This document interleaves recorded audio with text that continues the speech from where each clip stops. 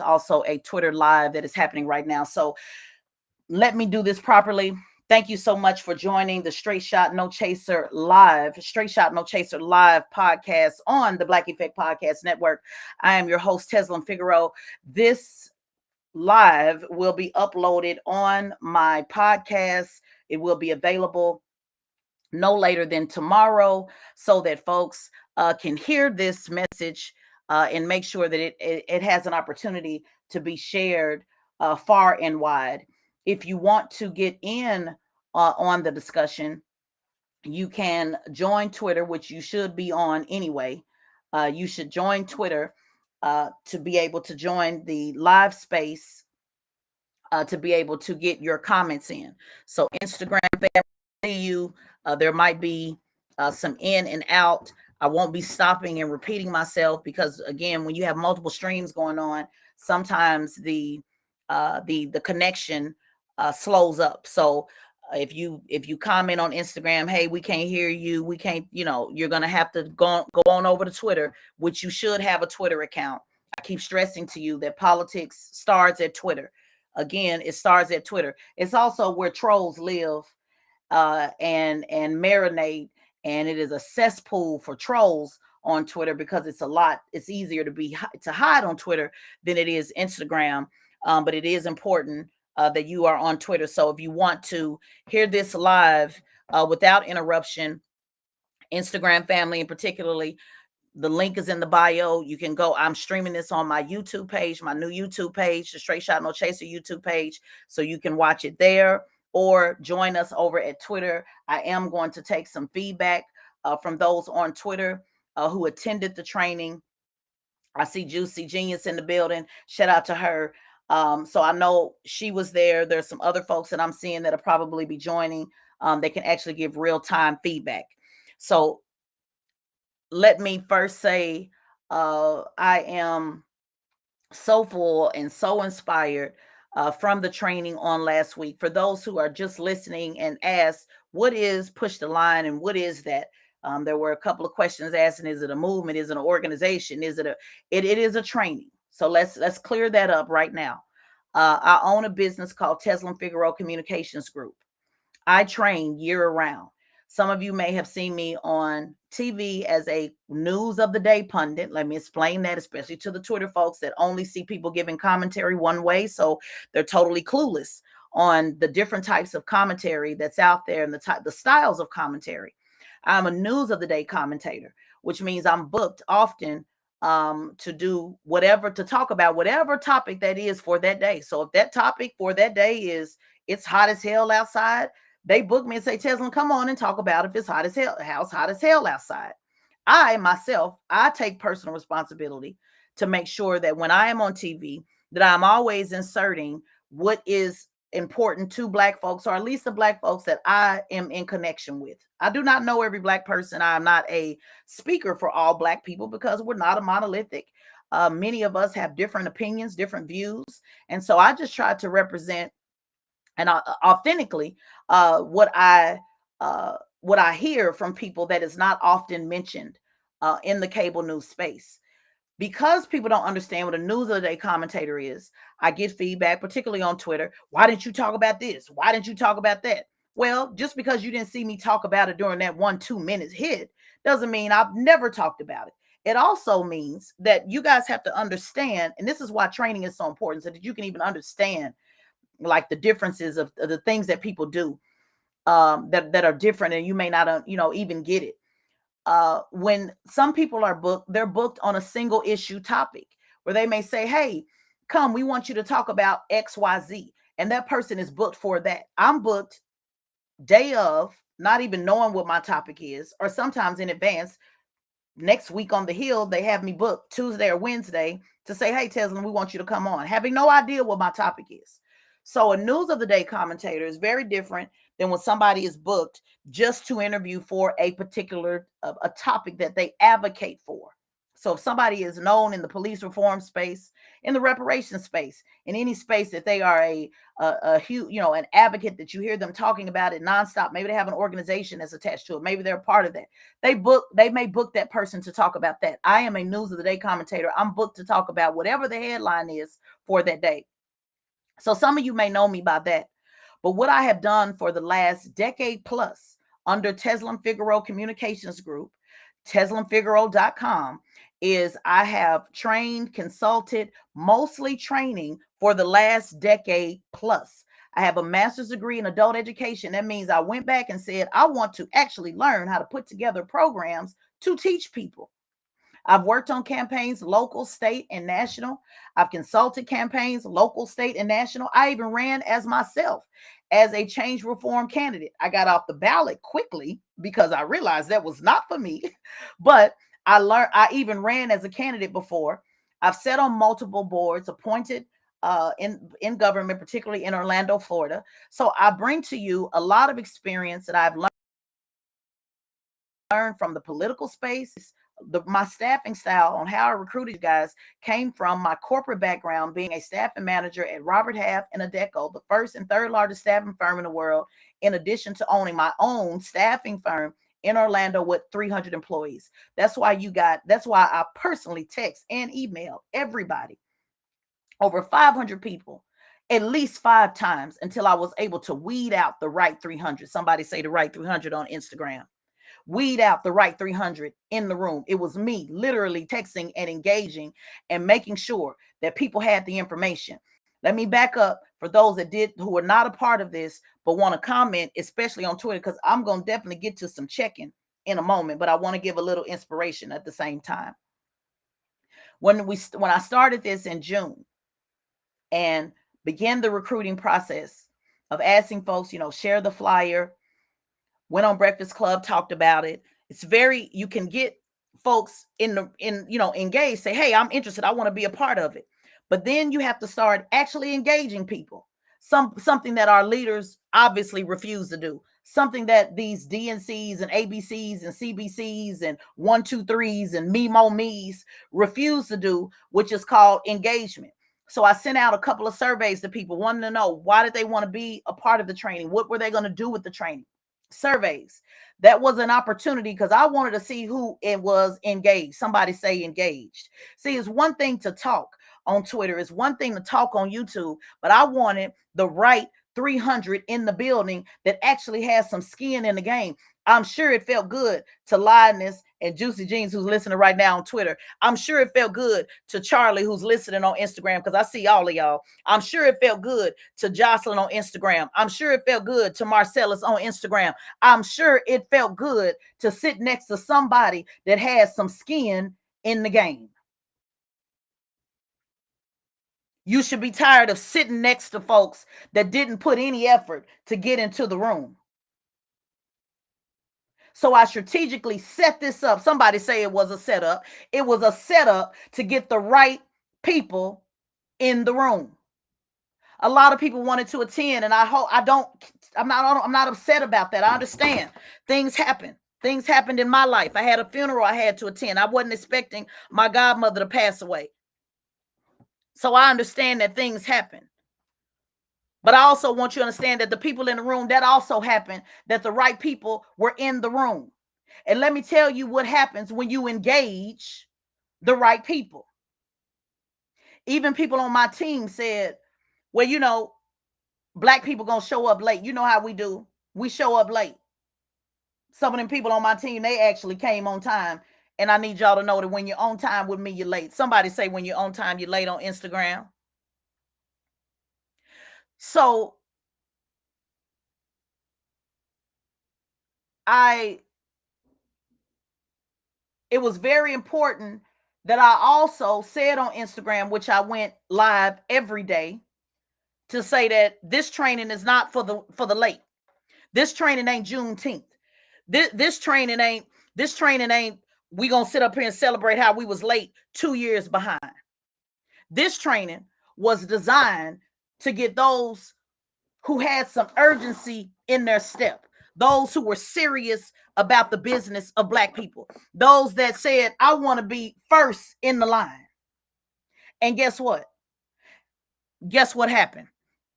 Everybody showed up either 7 o'clock on the dot or on time. They told me that it couldn't be done. They told me that on a Saturday, Black people don't show up on time. They told me it ain't no way they gonna be there at 7 a.m. Well, you know how the Atlanta traffic is. I'm telling you what folks told me, even on my team. Prepare yourself because they're going to be behind. Prepare yourself because the Atlanta traffic. Prepare yourself because you know how we do it. See, these are the same people, Marcel, that likes to set up the anticipation of a loss. They put in their mind that we're already going to put in the atmosphere that we're going to show up behind. They put in their mind, we're already going to accept excuses that it's okay to bullshit around when it comes to Black people. And so when leadership has set up the mentality that it's all right to be late, it's all right to half-ass, no wonder our results are what they are. See, I was all right, Jocelyn, with taking the risk to go on Instagram and told y'all I wish you would come in here late. See, they don't normally do that, Juicy. I know you in PR, so that you know they don't normally do that. Normally they say, y'all come on in. Y'all come on in. Remember when I did the live with Wes and Wes said, well, you know, y'all come on because we going to want to hear what you got to say. Y'all remember on Instagram, my Instagram family, those who follow me, remember when Wes said on Instagram, well, you know, we want to hear what y'all got to say. And remember, I stopped them and I said, no, we don't. Y'all can line up to hear what Wes got to say. If you coming to this training, you coming to learn. You're not coming to get on no soapbox. See, that right there, that right there ran off about 10 people. That right there ran off about 10 people. It was a guy that texted me and said, well, I don't like your tone, so I don't want to be here. And I told him, and I don't like your tone either. So the feeling is mutual.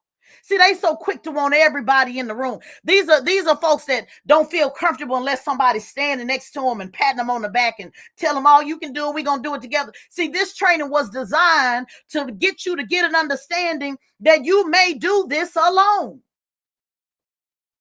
And I'm going to take some callers of those of you that were actually in the training. Instagram, head on over to Twitter, because I know most of you are on Instagram. If you want to get in and give some feedback, head on over to Twitter so people can hear it from you. But don't worry about it. If you don't head over to Twitter, don't worry about it. We got about 30 testimonials I'm going to drop on your ass on a daily basis. Oh yeah, the receipts were there. We had to make sure that the videos were there. They're going to get these receipts back to back nonstop. So you ain't got to worry about speaking up on Twitter because it's about 30 plus testimonials I'm going to drop on their head on a daily basis. Somebody tag drop on their head. Oh, Tez, why are you doing that? Oh yeah, well, let me give you the answer. I'm glad somebody asked.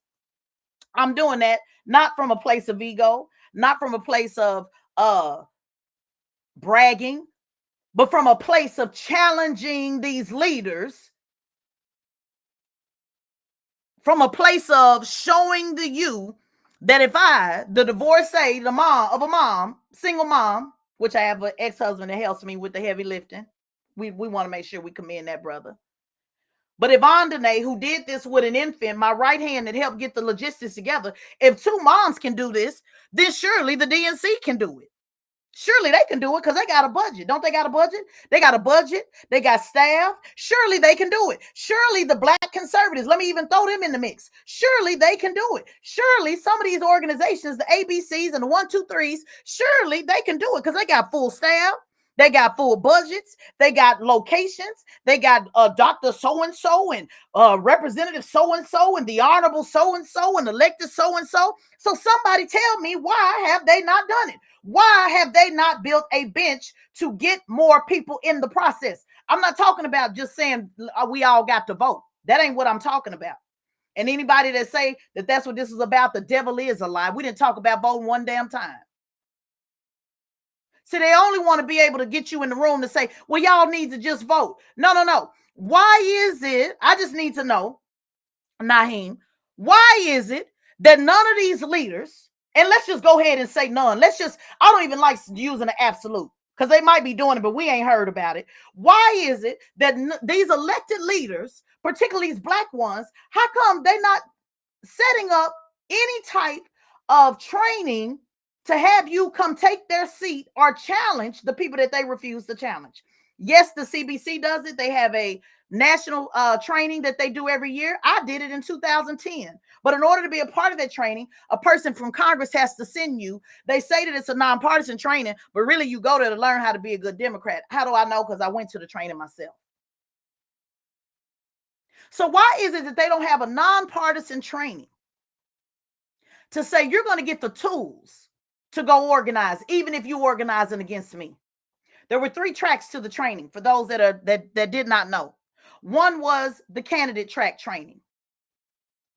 The candidate track training. If you wanted to run for office, if you even thought about you wanted to run for office, there was a training from a candidate lens perspective from a 4-time winner. Shout out to Vanessa, Councilwoman Harper from Tulsa, Oklahoma, Greenwood, descendants of Greenwood, Black Wall Street, that pushes a line, pushes for reparation. For those of y'all who listen on Twitter, because I know y'all always looking for that, pushes for reparations for Black Wall Street. 4-time winner. She just won her campaign again for the 4th time. And she gave you a perspective from the candidate lens. But again, she was not there to push her agenda at all. Everybody had the same core curriculum, which was campaign planning, campaign management, campaign compliance, campaign roles and responsibilities. There were 5. There were 5 components. Every track was from a different lens. You had the candidate giving it from a different lens. So, for example, for those of you that don't understand what that means, if it was campaign, if it was roles and responsibilities, I think that was the first session. The candidate gave it to you from a candidate perspective. These are the type of people that you want on your team. The operative class gave it from an operative perspective. What is an operative? An operative is somebody that actually wants to work to get somebody elected, a campaign manager, volunteer coordinator, a field director, an operative lens. So that training, facilitated by Michelle, was giving campaign roles and responsibilities from an operative perspective. Then we had an issue.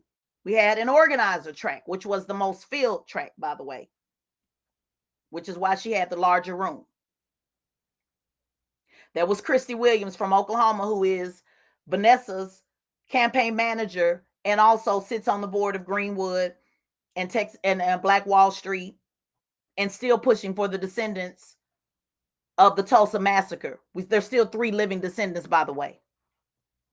So she gave it from an organizer standpoint, because even as an organizer, if you want to organize around reparations or mass incarceration or healthcare, whatever it is that you care about, you still need to know that there's roles and responsibilities of people on your team, and you need to know what those team members are and what those names actually look like. So each track was set up from that lens, and you get in where you fit in. The room was completely full. Somebody on Instagram hashtag completely full. So for those of y'all on Twitter who are looking for the bad photos, the room was completely full. I'll tell them why you saying that, because I know how y'all did with other conferences, if you will, that were similar to this. But I want to give you some breaking news. This wasn't a conference. It wasn't a summit. I'll be on a summit on the 23rd, the Revolt Summit, but this wasn't a summit. This was a training. I need y'all to really make sure, especially those of y'all who have been really trying to correct the record on this narrative. Because see, what happens is they'll create their own narrative and run with it. Remember, I told y'all that at the beginning of the training, people on Twitter, particularly Twitter, because that's where the trolls live, will create their own narrative and run with it. So let's be clear in our language. This was not a conference. This was a training. This was not a summit. This was a training. This was not a panel. This was a training. This was not a podcast. This was a training. What is a training? A training means you're getting step by step how to do this, writing notes, taking it home, and something to implement. Not a panel where we talk about the problem. I'm on plenty of panels. I do plenty of podcasts where I talk about the problem. Oh, y'all, what we need to do is this. What we need to do is that. I'm not dissing any of that, because I do that. I have a podcast. Amen. I have a podcast. So I understand the importance of educating people through the podcast space. But this was a training, and you need to know the difference between a training. This was a class. Not a protest, not a panel, not a summit, not a soapbox, but an actual training class. And the room was packed. Let me say it one more time. The room was full. So if anybody, let me put this on the record. This is why I'm recording this in 3 different spaces on YouTube, Instagram, and Twitter. If anybody try to show a half-ass full room, because see, I know how y'all Peter Poindexter, Revenge of the Nerds clowns do. If anybody try to post a picture, a half-ass picture, it was after we split the room up. Somebody on Instagram, hashtag after the room was split. I done already thought way past that, juice. See, they didn't think I thought past that. I done told y'all cornballs. I come from the streets. Stop trying to outthink me. You're going to lose every time. So if you're showing a half-ass full room, please know that was after we split the room up. We had 3 different rooms. Let me deal with some other petty issues while I'm on the subject. And then I'm going to get to the inspiration and I'm going to take your calls.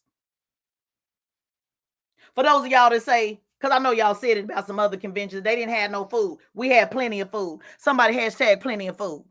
Yeah, I was waiting on that. I was waiting on somebody to say we didn't have enough food. It was plenty of food. People got 2, 3, 4, 5 box lunches and salads as well. So let's make sure. I need Instagram hashtag plenty of, and somebody hashtag free. It was free food. It was free food. Let me say it again. Let me zoom in and say it. It was free food. Plenty of free food. It was plenty of coffee. It was plenty of water. It was plenty of soda. They got they chips, they nice little fancy sandwich. They got a cookie. They got a salad. It was plenty of free food. I was Moses. I brought the manna. I brought the manna for the people. It was plenty of manna. Charlie Achievements on Instagram saying best convention food he had. So I just want to make sure we put that on out there because I know y'all like to say, well, they didn't have no food. So let's make sure that we put that on out there. There was another convention that y'all like to talk about. See, I peep game. I don't say a lot, but I watch a lot. I don't say a lot, but I watch a lot. So I know there was another one that got criticized that it wasn't enough people. Well, it was enough people on this one. See, they're gonna have to just take the L on this one, y'all. It was enough people, and it was at a convention center, and it was beautiful. No worries, you're gonna get the B-roll. I got plenty of B-roll, so don't worry, you're gonna get the B-roll. So it was beautiful. The air condition was working. Didn't nobody have to set up no chairs and all that. They did all of that. We didn't have to come in and set nothing up. Ain't nothing wrong with setting nothing up because after this, all of the ones I'm doing will be small ones, will be at smaller community centers, by the way. So I'm not dissing that. But I had to do this one time to show you that it can be done. Let me say it again. I had to do it one time just to show you that it could be done because they keep saying it can't be done. So I had to show you that it could be done. I had to show the receipts. So it was at a convention center. So let's be clear. At the beautiful Cobb Center, just for clarity. Now somebody might be saying, see, I got to deal with all the pettiness. I got to go down the list of the pettiness. This is what I told everybody who were there, and I'm telling y'all asses now, particularly on Twitter. Why didn't get no black caterer? Let's deal with that. Well, when you book a convention center, you're required to get their food. You're required to purchase their food. And I had to do a convention center because I needed one room to be able to hold over 200 people at one time, and then I needed 2 meeting rooms to be able to break out into 2 sessions. And there wasn't a place in Atlanta that we could find that could do that. The Clark Media Center at Clark University only held about 100 or so, and 100 Black men wanted to be a part of that. And I didn't want any organization attached to it because I knew you Twitter trolls was going to run with that and say, oh, that's 100 Black men was a part of it. It's the boule. I already know all y'all talking points on me. So that's why I didn't want it at Clark. Somebody say she from the streets. She already thought about all that.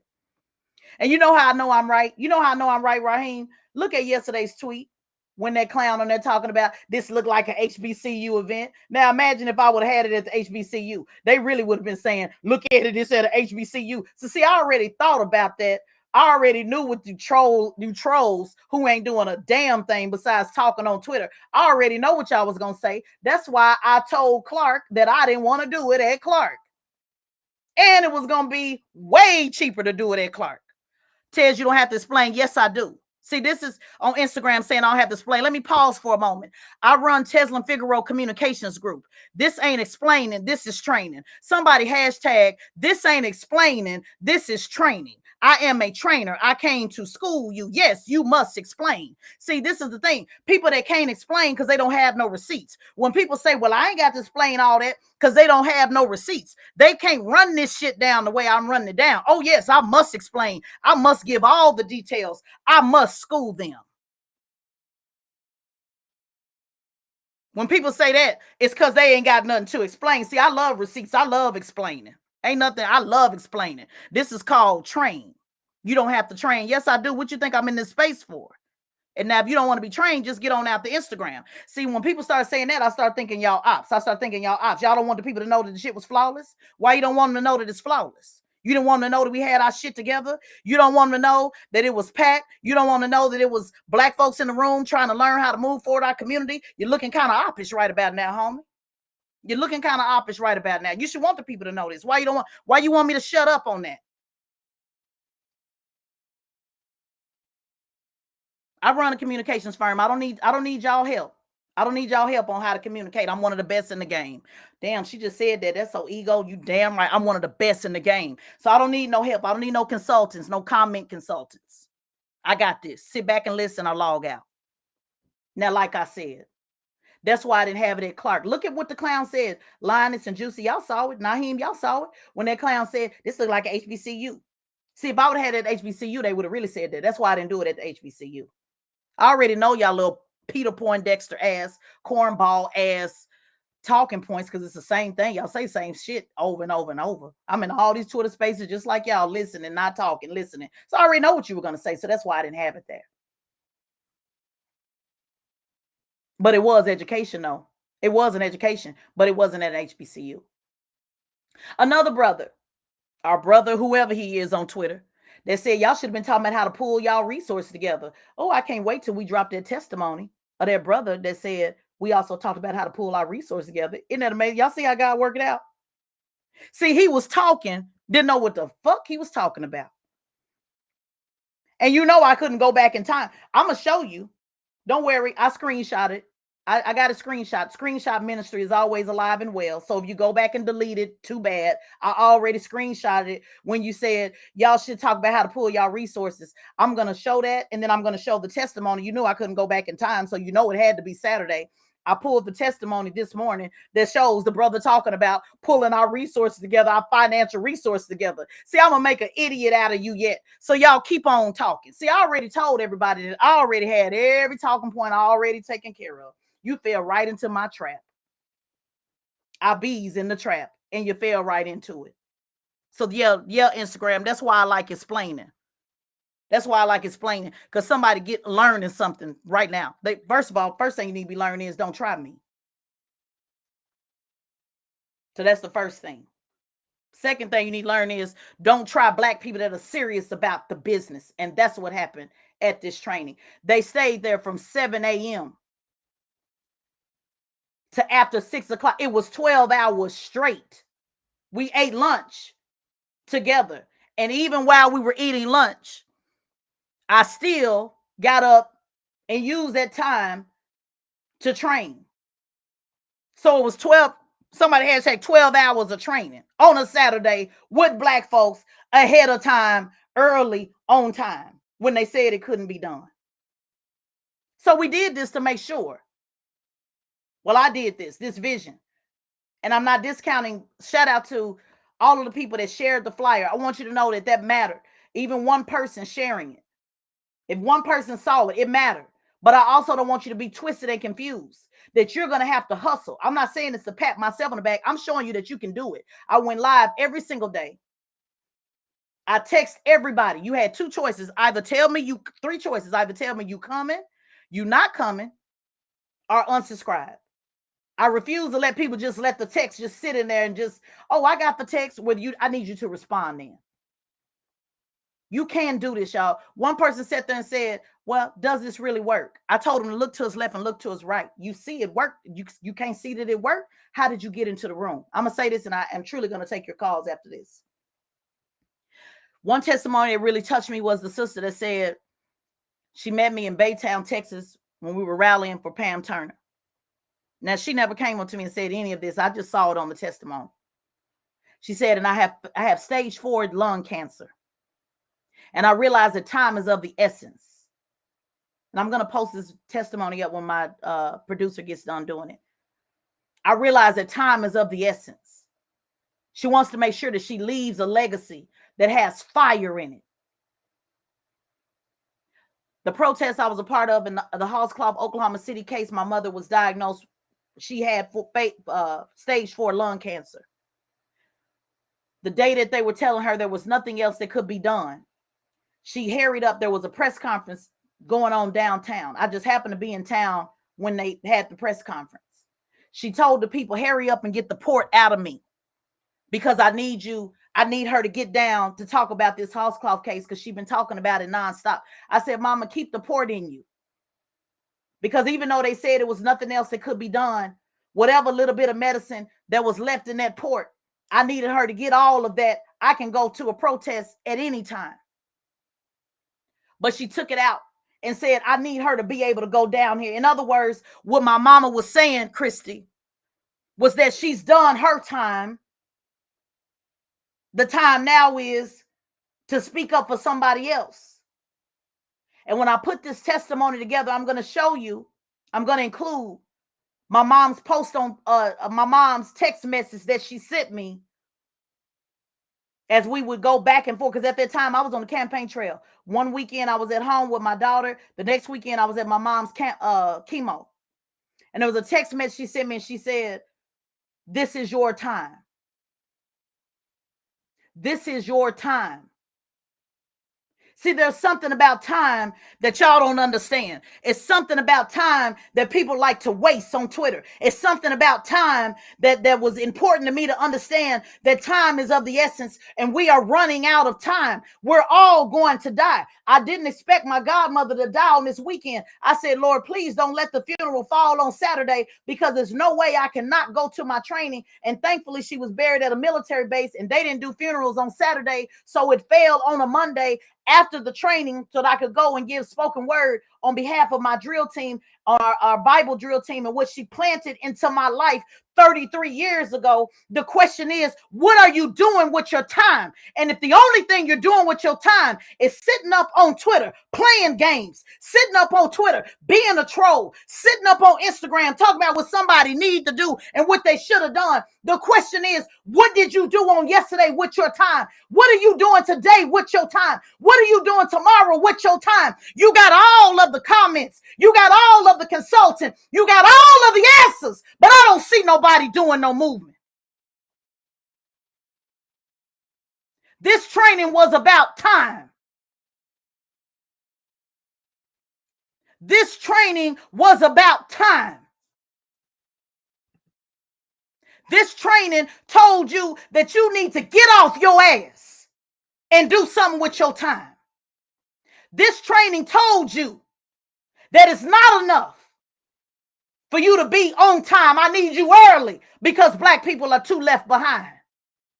This training told you that if you don't like these piss poor candidates, then you better run for their seat. I don't have the money. I don't have the resources. So what? I don't either.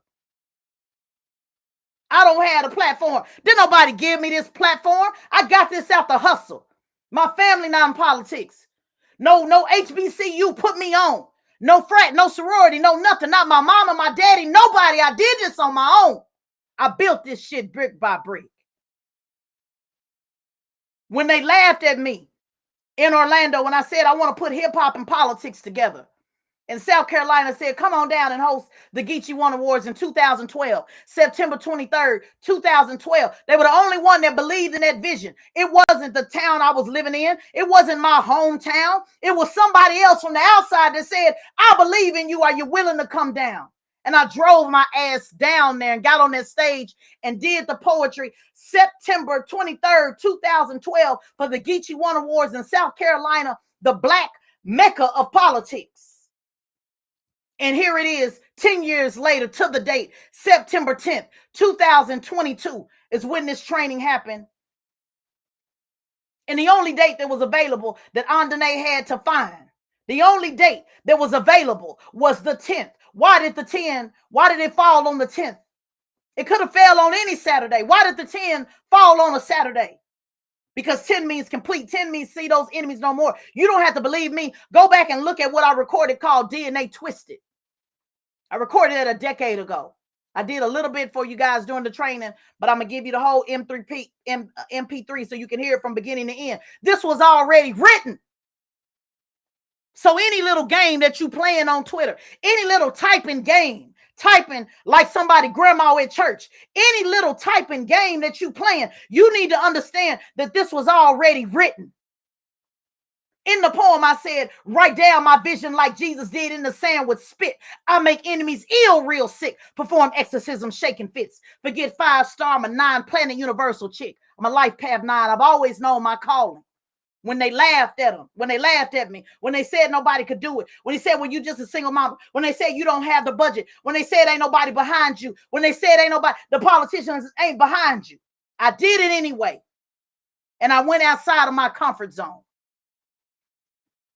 With that said, I'm going to take Instagram. If you want to get in on this, you can send me requests and hopefully they can hear you on the Twitter side. But I'm going to take some requests. Naheem, I'm going to bring you up, babe. I'm bringing up folks that was actually there. We do enough listening to people that wasn't there. Let's listen to some folks that was actually there. You should get tired of listening to people talking about shit they don't have no receipts on. Let's listen to some receipts of some folks that was actually there, that have some credibility, particularly in this Twitter space, that can tell you exactly when went down. It was nonpartisan. So whoever that clown was yesterday talking about you like me when I was on Democrats' head, I ain't on them. I stay on all their head, including your head.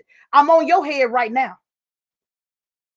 I don't rock with Democrats, Republicans, none of that shit. What you trying to do is play some manipulative revenge of the nerds, amateur at best game to make me say, oh, maybe I'll talk a little bit more about Democrats because I want him to like me. Hey, homie, I don't like you. Now, how about that? I don't like you, and I don't like your daddy either, or your mom and them. See, I'm a little bit different. Y'all got to stop playing me like y'all play with everybody else, because I don't give a damn about you and your mama. You think I give a damn about you liking me, homie?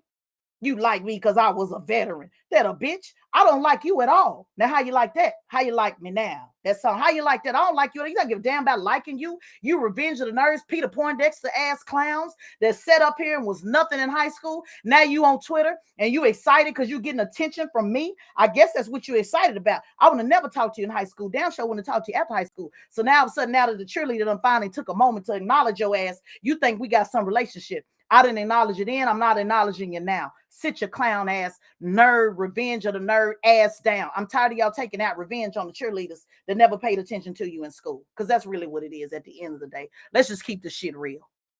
Let's just keep this shit real. Some of this shit ain't got nothing to do with politics. Some of this is just these revenge of the nerds that never got no attention. And now all of a sudden I'm responding to you, and all of a sudden you thinking you finally getting some attention. You like me. Like I'm really waiting on you to like me. Man, please, damn you and your daddy. Yes, I talk about people's mamas and daddies and all that. So yes, queen, peace, beloved, all of that. I can call you beloved. I can call you a biatch. It's your choice. Do you want to be beloved or do you want me to call you a bitch? Because either way, I'm equipped to do either or. Now let's bring up Queen Lioness, who got a little bit more sense than me. She brings a little bit more love than me. Y'all give a round of applause for her because she got a lot of love. She's gonna tell you peace and blessings and all of that. I'm gonna tell you to kiss my ass, and I mean that, and I mean kiss that big old round fine ass. Oh yeah, they was looking. Some of the brothers came to see if it's real. Yeah, it's real. I know you see it. Yeah, I know you see it. And you can kiss it all. And I mean that. And I put that on the gang. Oh, she promoting gang bangs. I show am gang banging right here on your ass on Twitter. Now let me move on because I'm getting distracted. Let's bring up the queen. She gonna come on and say peace and family and blessings and all that. She bring all that love. Y'all shout out. She bring all that love. Not me. I don't bring all that. You can be beloved or a bitch. Now, which one you want to be, a bitch or you want to be called beloved? Because I'm fine with either or. Don't make no difference to me. You can speak, beautiful Jade. And we took a beautiful picture, by the way. Shout out to Jade, y'all. Make sure y'all go look at that picture. Let me find out Jade turn around and put all that beauty on y'all. Y'all look at her profile picture. She got her back turned, only to turn around and say, I know you see it. So shout out to beautiful Jade. Somebody said, oh wow, they gorgeous. But Jade is stunning. I guess he said I wasn't stunning, sis. I guess he told me. So he said I was gorgeous, but you were stunning. So shout out to the stunning Jade. Shout out to the stunning. Thank you, sis. Listen, this is so funny because someone was like, I've never seen your face before, but I have a lot of content, that I've put out over the years. But it was a pleasure meeting you in person.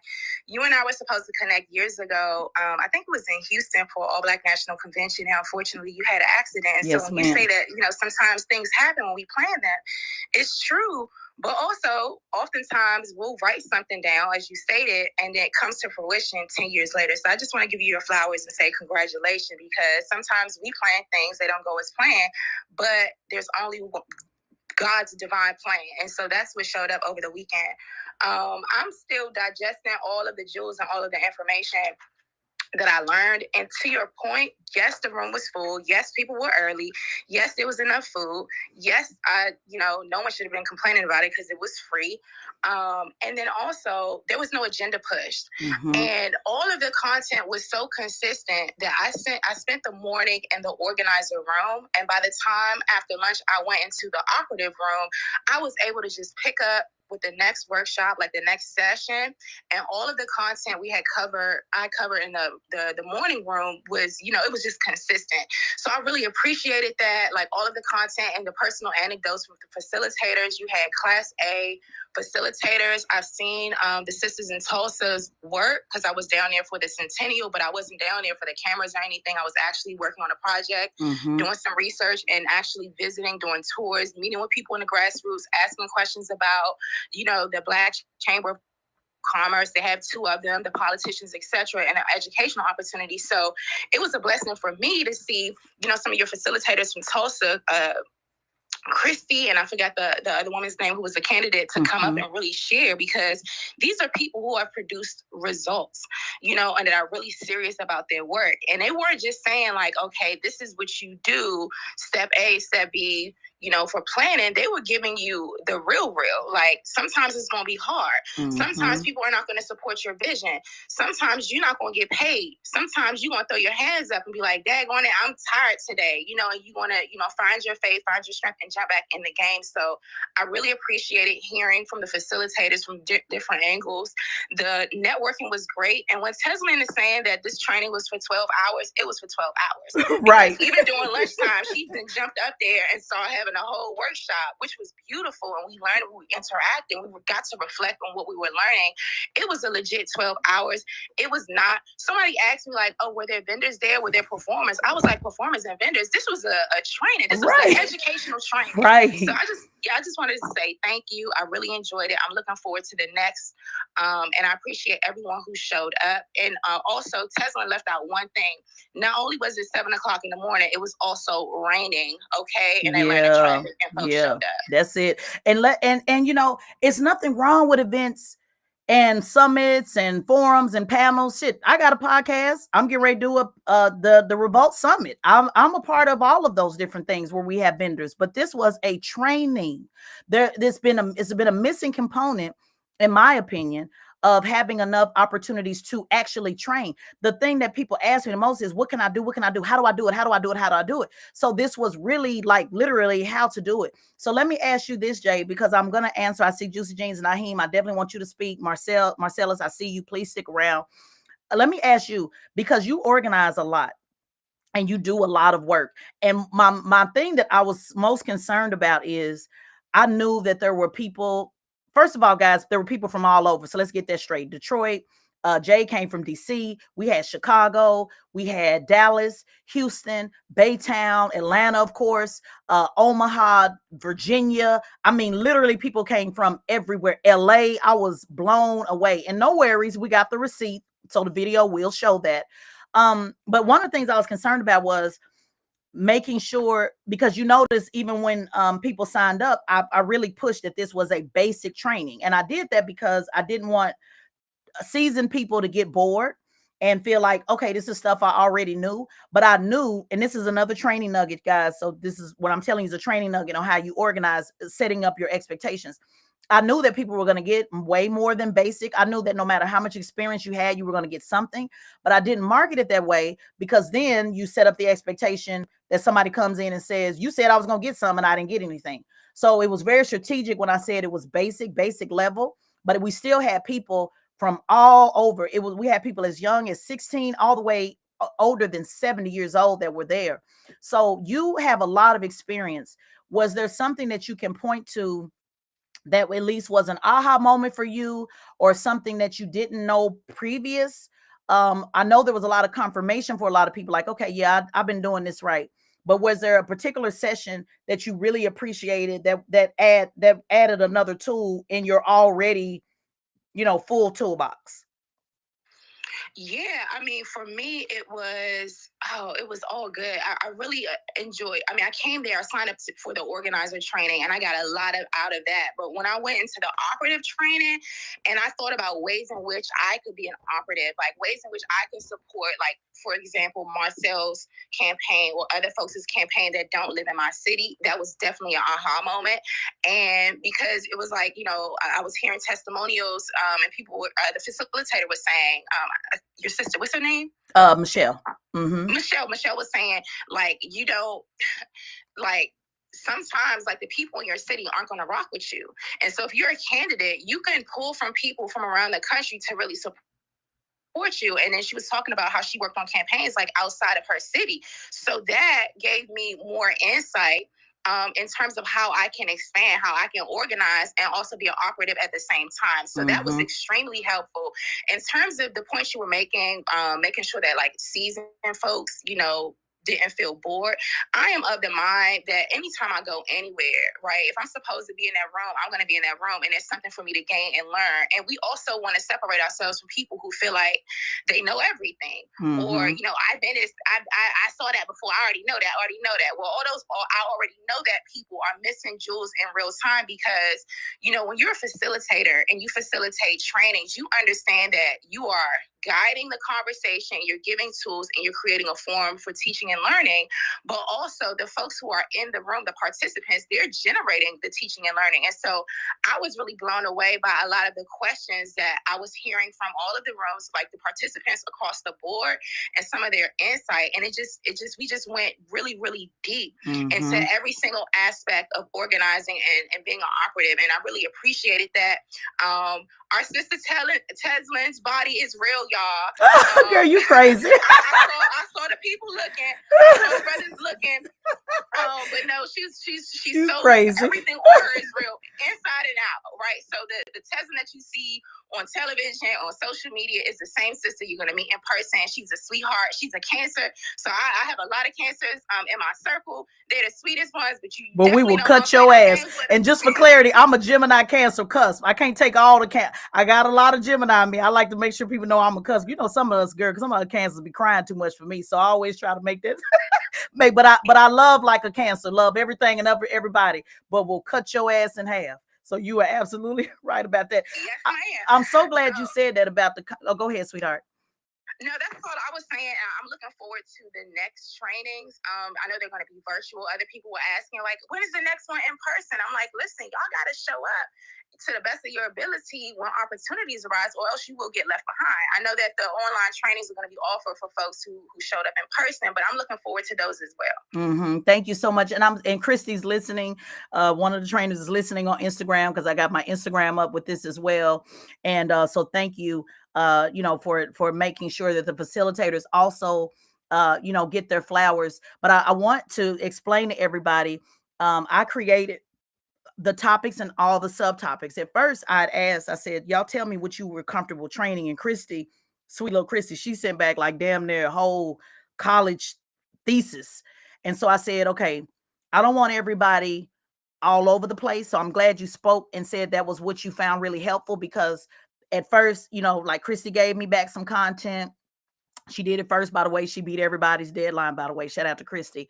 And then Vanessa gave me some content. I was like, no, I need everybody to be teaching the same thing at the same time. And it was even hard explaining it to the trainers. I was like, I need all of y'all to have the same 5 topics. So I came up with the topics, every title, the topics and the subtopics. And I had to say, okay, Chrissy, this is the topic and the subtopic. I just need you to plug in your notes from your lens on this particular topic. So that was even strategic as well. So when I say, like this, literally, I have my hands all in the collard greens on this. I mean this. And I'm not going to say, well, y'all heard Wes kept saying over and over that I was intense and how I had to do some straightening with him. We had like blowouts over this. So I'm not easy to work with, guys. So shout out to my team. There were 2 team members that I brought on and told them, never mind, just stay where you at. And then I brought them back on. So I fire and hire and bring people back on, because it was very important to me that even your team steps their shit up. You're not going to stand in front of these black people talking about push the line and you get to half ass. So just know that as well. It was really tough, even on the trainers. I know you have your mute on, but Jay, you can always pop back in. I'm not going to remove you as a speaker. Let's bring Juicy Genius in the building who actually attended the training. Shout out to people that was actually there. You can unmute yourself. Peace and power, everybody. Thank you so much for allowing me an opportunity to speak in this space. Hey, Tezlyn. Hey, Christy, if you can hear me, Christy. Now, Juicy, fine. Now, hold on. Let me do this. I didn't do your right induction because I said the gorgeous and stunning line is Jay. Let's give us, I know why they call her Juicy, y'all.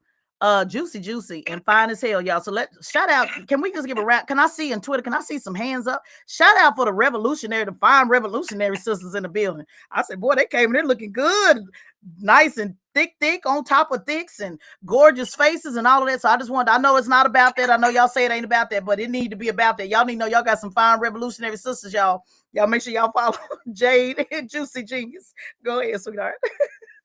It's the finest for me. And you know you juicy delicious, Tezlyn. Quit playing. Walking around in them heels I had on sneakers. It was still fine. Tone it down. Hey, Sister Linus. Oh my God, I'm still on fire from this Saturday. When I walked into the space, let me just help a lot of people in here understand if you're speaking. This event started at 7 a.m. So what that means, preparing started Thursday and Friday night. Mm-hmm. I didn't go out Friday night. I'm in Atlanta. Wasn't no partying or kicking it Friday night. I had to be up at 5 a.m. to be at this training. See, I think a lot of people underestimated the power of putting a training together at this capacity. Because when you do it like this, you got to do it big, especially here in Atlanta, which it brought out people from a national perspective. And I thank you, Tezlyn. I'm so honored. My personal story, my personal testimony is that I'm a Georgia resident. And I just happened to find you on Twitter.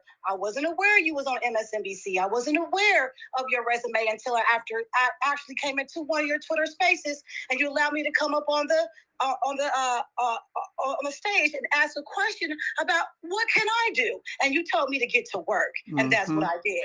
And so I attended the training, and one of the most important things that I took away was the fact of the calling and the purpose and the alignment. There's a reason why we were all there. That solid 300, there was a reason. You can't come in there and be folded and being afraid. What Wes was saying, you were either called to do this or you're just called to sit on the sidelines and watch from afar, because you don't just roll over in your bonnet or your do-rag and say, oh, I think today I'm going to fight for my people today. Oh, I think I'm going to be a political operative today. I'm going to be a community organizer. That's not something you just wake up one day and say I'm going to do. No. That show you are up if you want something like that. This is something that's been inside of you stirring up.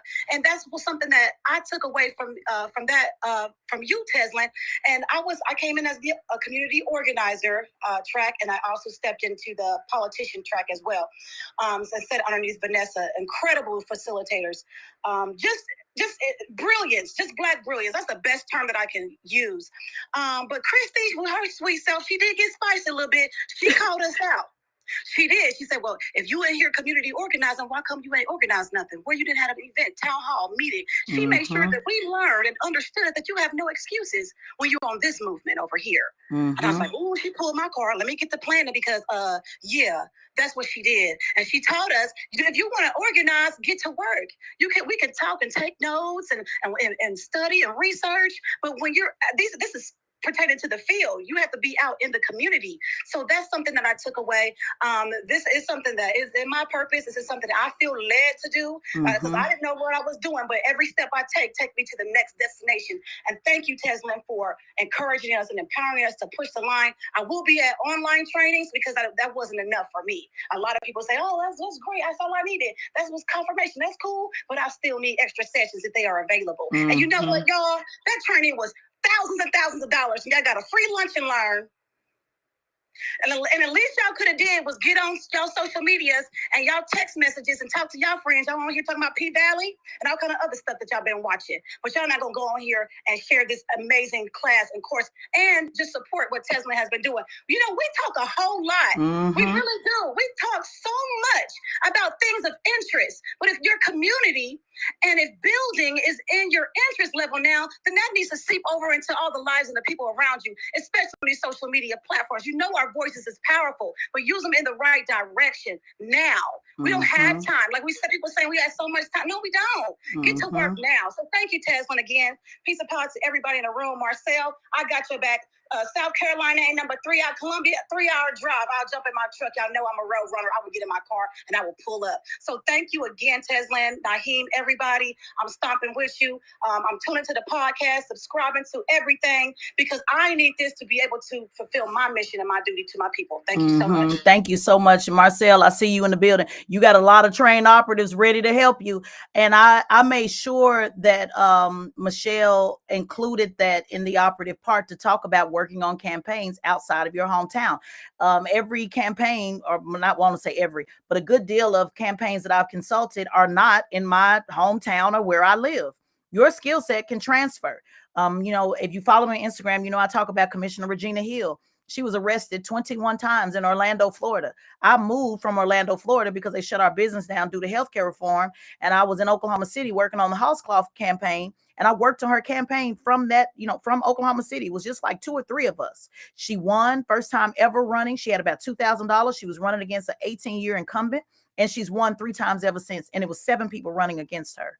So you can absolutely contribute your skill from out of town. Marcel, don't allow people, feeling like it got to be just people in South Carolina. People can give you skill, can jump on Zooms, can give advice. Now, you still need your on the ground people for sure, but utilize, your outside resources and try not to be discouraged. And one of the things that I pointed out, it's always going to be somebody to say something. Just like when I said, oh, congratulations, Marcel. Don't let people, when I saw people were telling you, oh, it was a waste of time to run and all of that. The first thing I started out with this training was defining your win. Every win, every loss is not a loss. Every win ain't a win. What is your plan? What is your plan B plan? But even when I commended you, I'm just going to tell you, just keeping it real. When I commended you, somebody came in, a supporter of yours, obviously, and said, well, why you didn't talk about Marcel on the Breakfast Club? Let me be clear to y'all on Twitter. Y'all don't tell me what to do. I'm not Marcel's publicist. I talk about what I want to talk about when I get good and damn ready to talk about. That ain't no disrespect to you, Marcel, but because I'm seasoned enough to know how this works, I still support what it is that you're doing. But nobody gonna punk me into saying anything. Nobody tells me what to say. I appreciate what Juicy just said. Y'all need to use y'all platforms to spread the message. But let me double back down and say that if you don't never spread my message, if you don't never share shit, I'm gonna get these people in the room because I know how to organize. And that's what I want people to remember. Whether people support you, don't support you, you still have to hustle. I wasn't on the breakfast. I was booked on there to talk about what I was talking about. And that's not how to build allies either. I know you didn't do that. That was somebody else. But again, you guys have to believe in what you believe in. You have to push it. Use outside resources. Don't use outside resources. If you don't have no outside resources, do it by your damn self. But your name does keep coming up over and over. You got these 2 sisters here that are wanting to support you. And I hope, that you guys are able to use at least something from this training to actually be able to help somebody to either be a disruptor. We covered that in the training. It talked about what it meant to be a disruptor, an establishment candidate, a change agent candidate, somebody that just really literally is running to shake shit up. Like, we dealt with all of that, and you're just not going to get that. I've been to most of these trainings. I've been to Congressional Black Caucus training. I've been to Vote Run Lead. I've been to the White House Project. I've been to Yale Campaign School for Women. I've been to Emily's List, Ruthless. I've been to a lot of trainings, and I wanted this training to give people the real deal that I just do not hear all the time. It was very boot camp oriented in a way of saying, I don't want everybody to be a part of this. I only want the real in the room. That's literally like the military. The military is about pushing everybody out, not keeping everybody in. So it had that mindset. We have to be okay with telling people it's okay, unsubscribe. You don't like it, unsubscribe. Get on up out of here. We have to be okay with that. But you still need people like Juicy, who is a professional publicist, a PR. Check out her information, that is going to be marketing and is going to say, hey, y'all come follow Tezlyn. Y'all come support what she's doing. I'm just reminding you that if you don't never follow, you see them people was in that room, don't you? Naheem, I want to bring you up. Linus, you had some. I'm adding you, Naheem, and Linus, you got your hand up. You want to chime in on that? Yes, I just wanted to say that you gave a really great demonstration of what it means and how much work it takes to organize when it's not a reactionary issue at play. For example, when a cop kills a Black person, or if a Chinese person, for example, and some establishment beats the hell out of a Black person, it's easier to get a whole bunch of people to show up somewhere to pull up on short notice. But what you did was very, very strategic and engaging in terms of the text messages, the emails, the surveys. You know, you engaged your audiences on your social media, and you continue to, you know, to organize that way.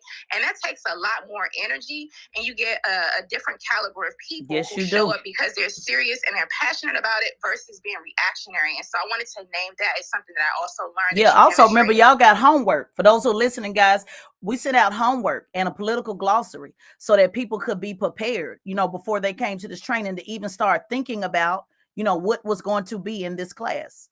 So thank you for naming that. Naheem, I got you up, hon. Shout out to Naheem. Naheem tall as hell, y'all know. I gave the women, I gave them they love. But Naheem, how tall are you, Naheem? Now, I don't want to disrespect your wife, woman, and nothing like that, but I just want to point out, because it's not a lot of tall brothers. So how tall are you? I'm a single man, first and foremost. Look at him here. Okay, go ahead, Naheem. Put your shot on after she is. Naheem Let me said, get that one out the way. I'm 6'4". wow, yeah, he's tall. I always remember tall men. So shout out to the 6'4" in the building. Can the ladies on Twitter, can we just do a hand clap for the 6'4" men in the building? But go ahead, Naeem. I'm sorry, y'all know I get distracted. I'm all over the place. No, it's cool. It's cool. You know, first and foremost, sis, honors to you. That was a powerful event. And in my estimation, I believe that it was one of the most important political events for our people in the past several decades. And I'm going to tell you why I say that.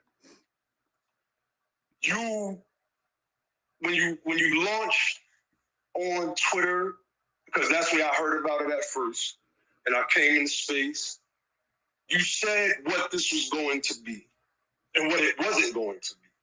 You said it was not going to be a politically agenda-driven event, and it wasn't. There was zero of that. So nobody can make that claim because I was there. And like I say, who's going to challenge me on my credibility? Mm-hmm. I mean, it is. Hey, talk your shit, baby. Hey, it is what it is. That's right. That's my nickname, Mr. Just the Facts. So I learned so much more. You know, everybody thinks they know some stuff. I'm humble. I call myself a lifelong student. Although we do some teaching in our space, I'm always learning. And there were things that I learned at this event that will help me and help those whom I may have some influence over as, you know, as I personally move forward, as I move forward with my organization, et cetera, et cetera. And you asked Sister Lioness a question about that one thing that stuck out. Mm-hmm. And I'm going to answer that and say it was when you said, it's on me. Yes, like, yes. Let me pause right there before you say that. That was the main thing. That was the topic that I made sure the trainers. I said this particular subtopic is because I came up with that name. It's all about we, but it's all on me. And I did that line. I'm put a pin right there. Don't forget, but I just want to pin that so people know why I came up with that particular subtopic. Because even with my team, I was frustrated. I was frustrated even with my team because I'm like, y'all can't get more people to come. You're not sharing it. I'm not saying some people didn't even share it. And I called them out as well, because at the end of the day, this is my brand. And it's not from I want to brag standpoint, but it's from this falls on me, because if it failed, they would have been talking about, oh, Tezlyn failed. They wouldn't have said, oh, Chrissy failed, Michelle failed, Vanessa failed. It would have been on me. So I stayed on people's ass, and I'm talking about on their ass. About anything they said they was going to do, you had to do it or move around. And I want people to understand what that means.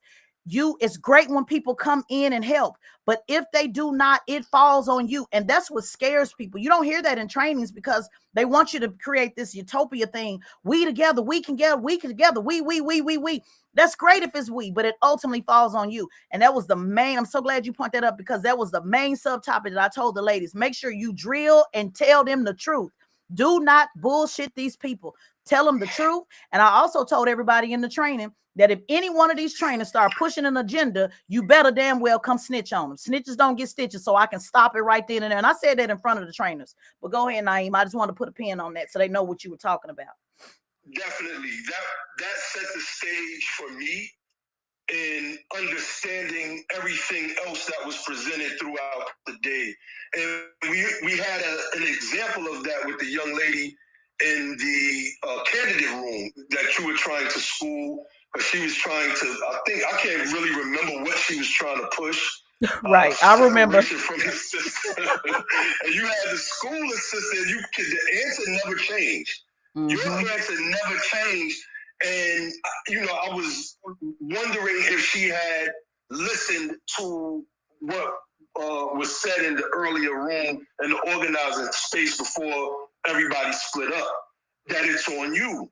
If that's what you feel, then you're going to have to get momentum behind your idea by finding the people that think along the lines, that think the way that you think, and then pull them into, I don't know if her thing was political or apolitical. I wasn't really sure. Yeah, we all was confused. Charlie was confused too. He's over here on the Instagram. I'm looking at his car. We didn't know what it was, but I can't repeat the same. I know exactly what you're talking about. I was confused. But that was the biggest thing. Like last year, I organized a reparations rally in Atlanta, Georgia. It was my first time doing it. It was all over the place. I want to give a shout out to my brother Ty Harper, because he got military experience. He came up to me and said, all right, brother Naheem, this is what I'm going to do. I'm going to have all the speakers lined up over here. We're going to do an introduction to each speaker. I need you to go up there, boom, boom. Because I had never done it. Mm-hmm. It's just me wanting to do something. Mm-hmm. And I was going to make sure that it got done.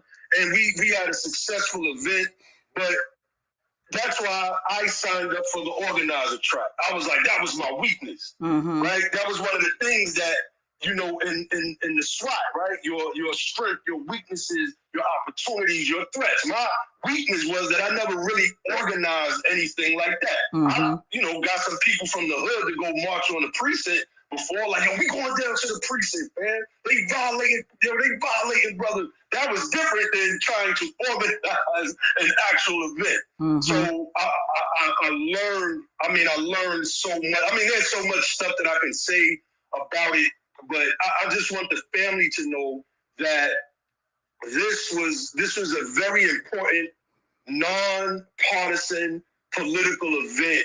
I'm able to take something and disseminate it to those that may come into our organization, the United Sons and Daughters of Freedmen, and help with the political education that's basically needed in moving forward. I had people that were saying to me, damn, I wish Brother Marcel was here as well. I was like, yeah, this is definitely, because we are around people that are in politics. One of my brothers that was on our team, he was an elected official out of Illinois. So, he basically got this thing down pat.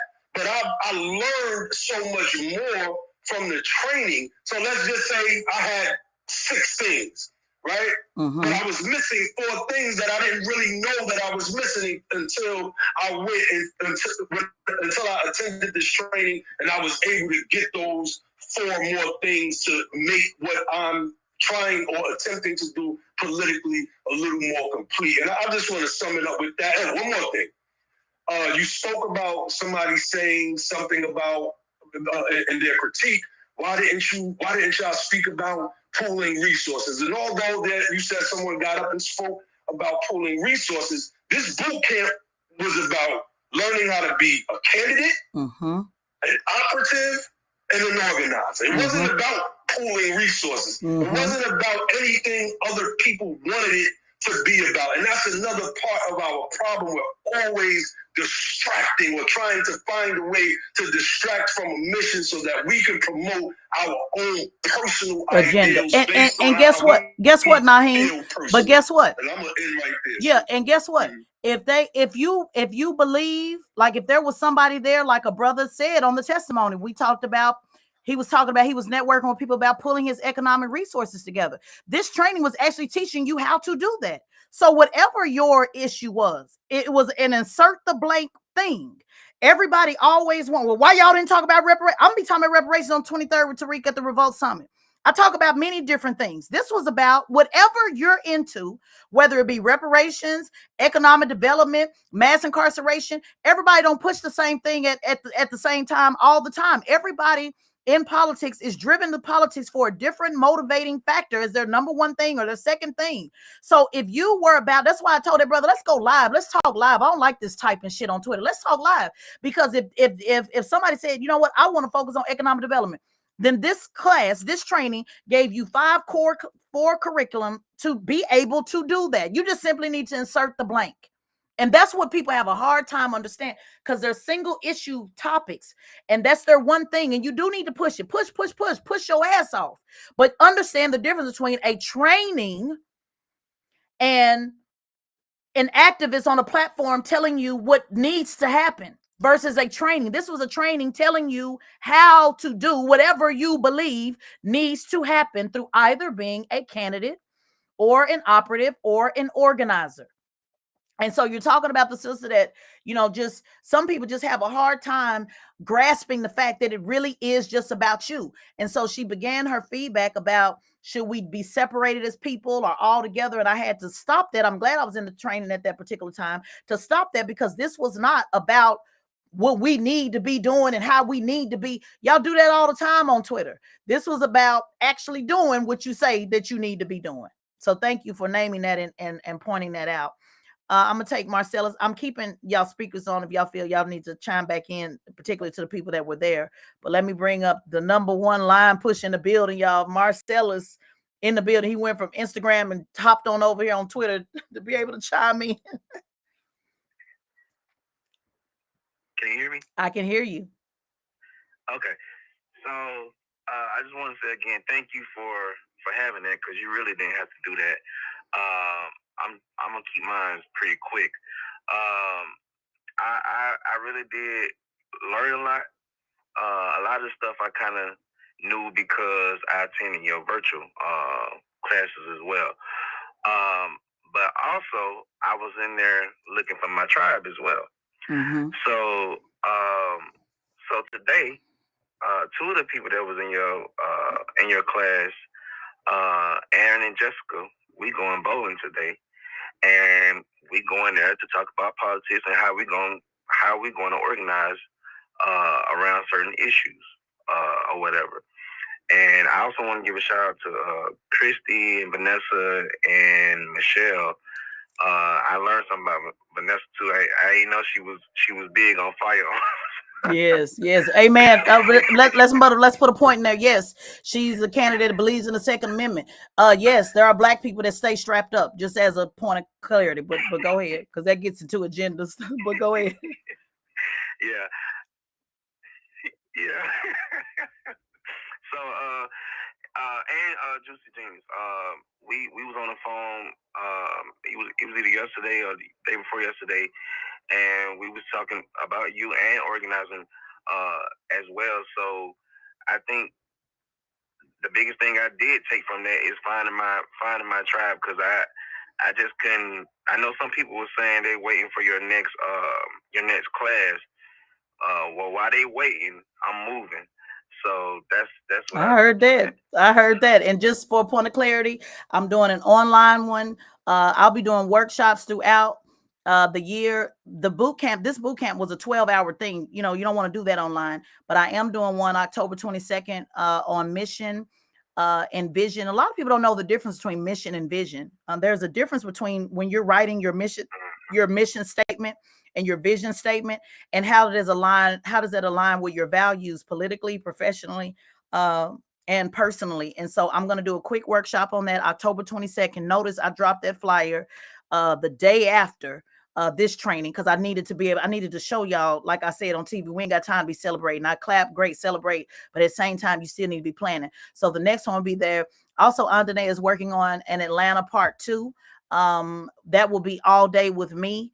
You guys notice I tried to go around to everybody's class as much as I could. I dipped in, I couldn't be 3 people at one time, but I went around to as much to get, because I remember somebody asked me, are you going to be there? What, are you crazy? Not only was I there, I was checking folks in the registration. I was all over the place in one class, another class, this, that. I didn't sit down at all. And I got the Apple Watch calories to prove it on that day. I did a whole lot of walking because I wanted to make sure, one, I was coming in there to make sure everybody was on track and I didn't have no counter protel trying to throw it off. Two, I was making sure my trainers, I was looking at them because I didn't want to depend on y'all to snitch on them. So I was watching them. And 3, I was making sure that you got a little bit of me, or probably more than enough of me. So I just gave y'all the strategy while I was walking up and through them classes, because I don't trust nobody, even sweet little Christy. I don't know. Christy might have started wanting to talk to y'all about an agenda. So I need to be able to make sure Christy stayed on point. Because again, what did we say? It's all about we, but it falls on me. Well, nobody can sit up here and play with my name. I don't play those games. Where y'all be sitting up on Instagram. You ain't got to explain. You ain't got to take time for the trolls. Oh, no, I take time. Like somebody yesterday, oh, I ain't got time. I'm on the job. Well, see, this is my job. Talking is my job. I run Tezlyn Figaro Communications Group. So this is what I do. I'm going to take the time to create the narrative and shape the narrative. You're not going to take no narrative and run with it and play with it on Twitter. Now, some of my colleagues y'all like to play with in this space. I'm not like them. You're going to have to meet me live on Instagram. You have to meet me Twitter audio. We're going to get it in. Let's go back to back. Let's debate this on out. Mike Tyson ain't never ran from no fight. I'm a heavyweight champ when it comes to this talk game, and I don't duck no wrecks, and I'm down to talk about it, especially with you Peter Poindexters. I wish Peter Poindexter would go ahead and accept the challenge, and let's talk about this live talking about look like it's a HBCU. You don't know nothing about me, homie. Shout out to S-Bone right now, Instagram from 40's Crip, who's listening. I deal with people from every walk of life. I mean, every walk of life, from HBCU to 40's Crip. I talk to him all the time about how he's trying to get people out of gang violence. He's trying to move people in a positive direction. Him and I talk all the time. He's like, man, people, they don't want to hear the positive. I don't get the clicks because they don't want to hear the positive. I encourage him from Crips and Bloods all the way down to the Juicy Geniuses, to the beloved, the lioness, beloved, peace and blessings, all the way to Whoop and What Up Cuz. So you don't know nothing about me, but you will find out when you get to playing with me, because that's all I do is talk and shut down. So anyway, I just had to say that right quick, just so we had a little bit of clarity on who you sitting up and playing with. Y'all better go play with the rest of them on MSNBC, because I'm down with it, down with dealing with you at any time, any place, live, off the dome. So that's why this particular space was important, so we could get it out here on the record. And Atlanta part 2, the next ones, and I'm telling you this now, I'm only doing 50 to 75 people at most. They will be at a place like a library that already has PowerPoint presentation. We had to literally build that room. We had to bring the power in. We had to bring the screens in. If you've ever worked with a convention center, they nickel and dime you to death. Oh, you want a power cord? That's another cost. Oh, you want a podium? That's another cost. Oh, you want a desk? That's another cost. Oh, you need a pen? That's another cost. I mean, literally, y'all. So the next ones I'm doing, I'm going to try to touch as many states as I possibly can. It won't be all my trainers with me, because, again, that's a cost. And let me put that out there. All these trainers were paid. I think that's important to say, because somebody at the end said, oh, man, I'm so grateful y'all did what y'all did, and y'all probably did it for free. Somebody hashtag paid. Not to put their business street, but I'm putting their business street. Not only were they paid, they also were flown up, and rooms and all that was taken care of. Y'all got to get out this mindset of people shouldn't be paid for what they do. They were paid, and guess what? Guess what the strategy was behind that, Jay? I'm giving y'all some game. I don't want nobody's thinking I owe them nothing. So let's say that. Let me say it one more time in case they didn't hear. Chrissy's listening. We don't want Chrissy thinking she owe me. I don't owe you nothing. I have to be in a position to be able to tell people, you don't like how I move, keep it moving. So I didn't ask y'all for no donation. I didn't ask you for free. Now they may have said, damn, I should have been paid more. Then that can be an argument, but they damn sure was paid. And for those who ask, well, how did you get the money? Don't worry about it. If I had to strip at Magic City on the weekends, all you need to know is you got in the class for free and didn't nobody push no agenda on you. So let that be enough. So if I had to sell weed and strip on Sundays or do whatever it took to get you in the room, that's all you need to worry about. Because see, if I tell y'all, well, such and such paid for it, then y'all be running with that. Y'all be lying about that on Twitter. Well, you know, such and such paid for it, and it really was an agenda. I know how you Peter Poindexters move in this Twitter space. So just go ahead and tell people I had to strip on the weekends. On the weekends, I was at Magic City getting the money to get this together, so that y'all can run with that, and then y'all can take that talking point and say, look at them, they always twerking in politics. I know how y'all do. It's so easy to do. So just know I did that. I was moving ounces. I moved ounces to make this happen. So let that be there. Y'all run with that. I'm gonna see who's gonna run with that and make that lie up. But the bottom line is, you was in there for free and then nobody asked you for a damn thing. And I like it that way. It's nothing wrong with being a nonprofit organization, but I am a for-profit organization, TezlynFigaro.com. There will be some trainings that I'll be charging for. Just so y'all know, let me say it one more time. There will be some training that I will charge. Like, for example, people that want to learn how to debate the way I do, one-on-one. I'm not going to hit you over the head with it like other clients, $249 an hour. Somebody hashtag $250 an hour, but I'll make it reasonable. A group of y'all can come on in and I'll do that. But this basic type of training, I'm doing this for free. I'm going to dedicate the time to do that. You know why I'm doing it, Linus? Because I want to be able to talk shit. Some of it is petty. Some of it is we really need it. And some of it is I want to be able to show these leaders that this can be done. You can't just keep talking about, well, then do it. You got to be able to say, no, we showed it can be done. So why y'all not doing it? Why are they not doing it? The answer is, Naheem, they don't want to do it. Like, let's put the shit on out there so everybody can just grasp this. Somebody said, oh, well, would you be willing? Somebody asked me yesterday, would you teach the DNC? Why am I teach the DNC? Y'all time is up.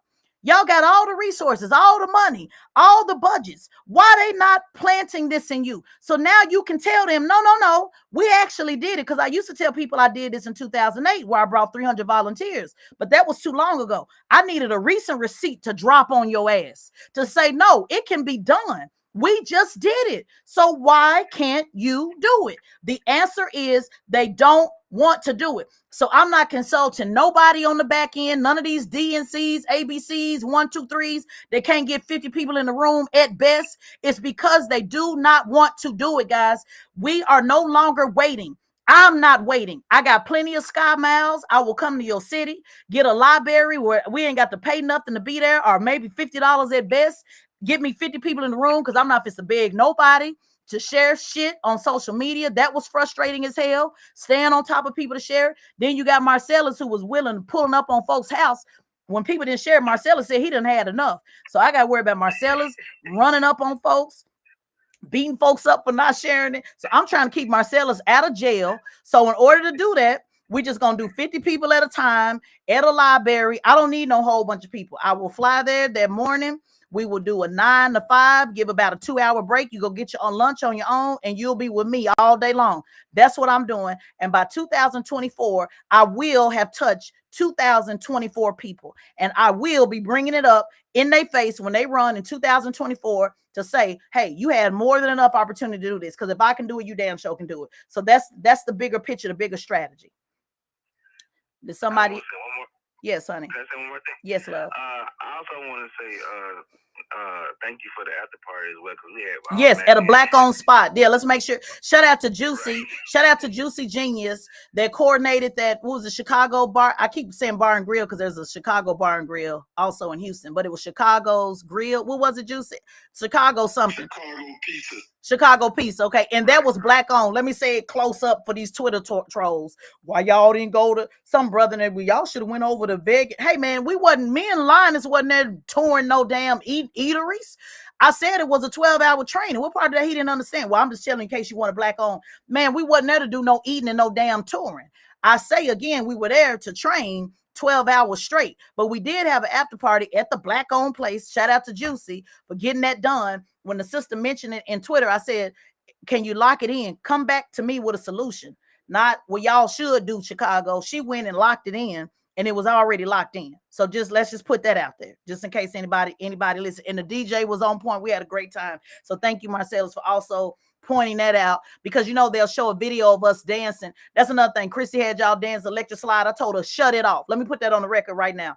Sweet little Christy, at the end of the training, she wanted, oh, y'all get up, let's celebrate. I told her, turn it off right now. We ain't doing no dancing and we ain't doing no singing, because what happened is one of these trolls, because it was opposition in the room, somebody hashtag opposition in the room, they'll take that and then act like we was electric sliding like the CBC was when they was at that one thing. So I told her, turn it off. So in case y'all want to know why the music stopped midway, it was because of me. I told her, turn that shit off.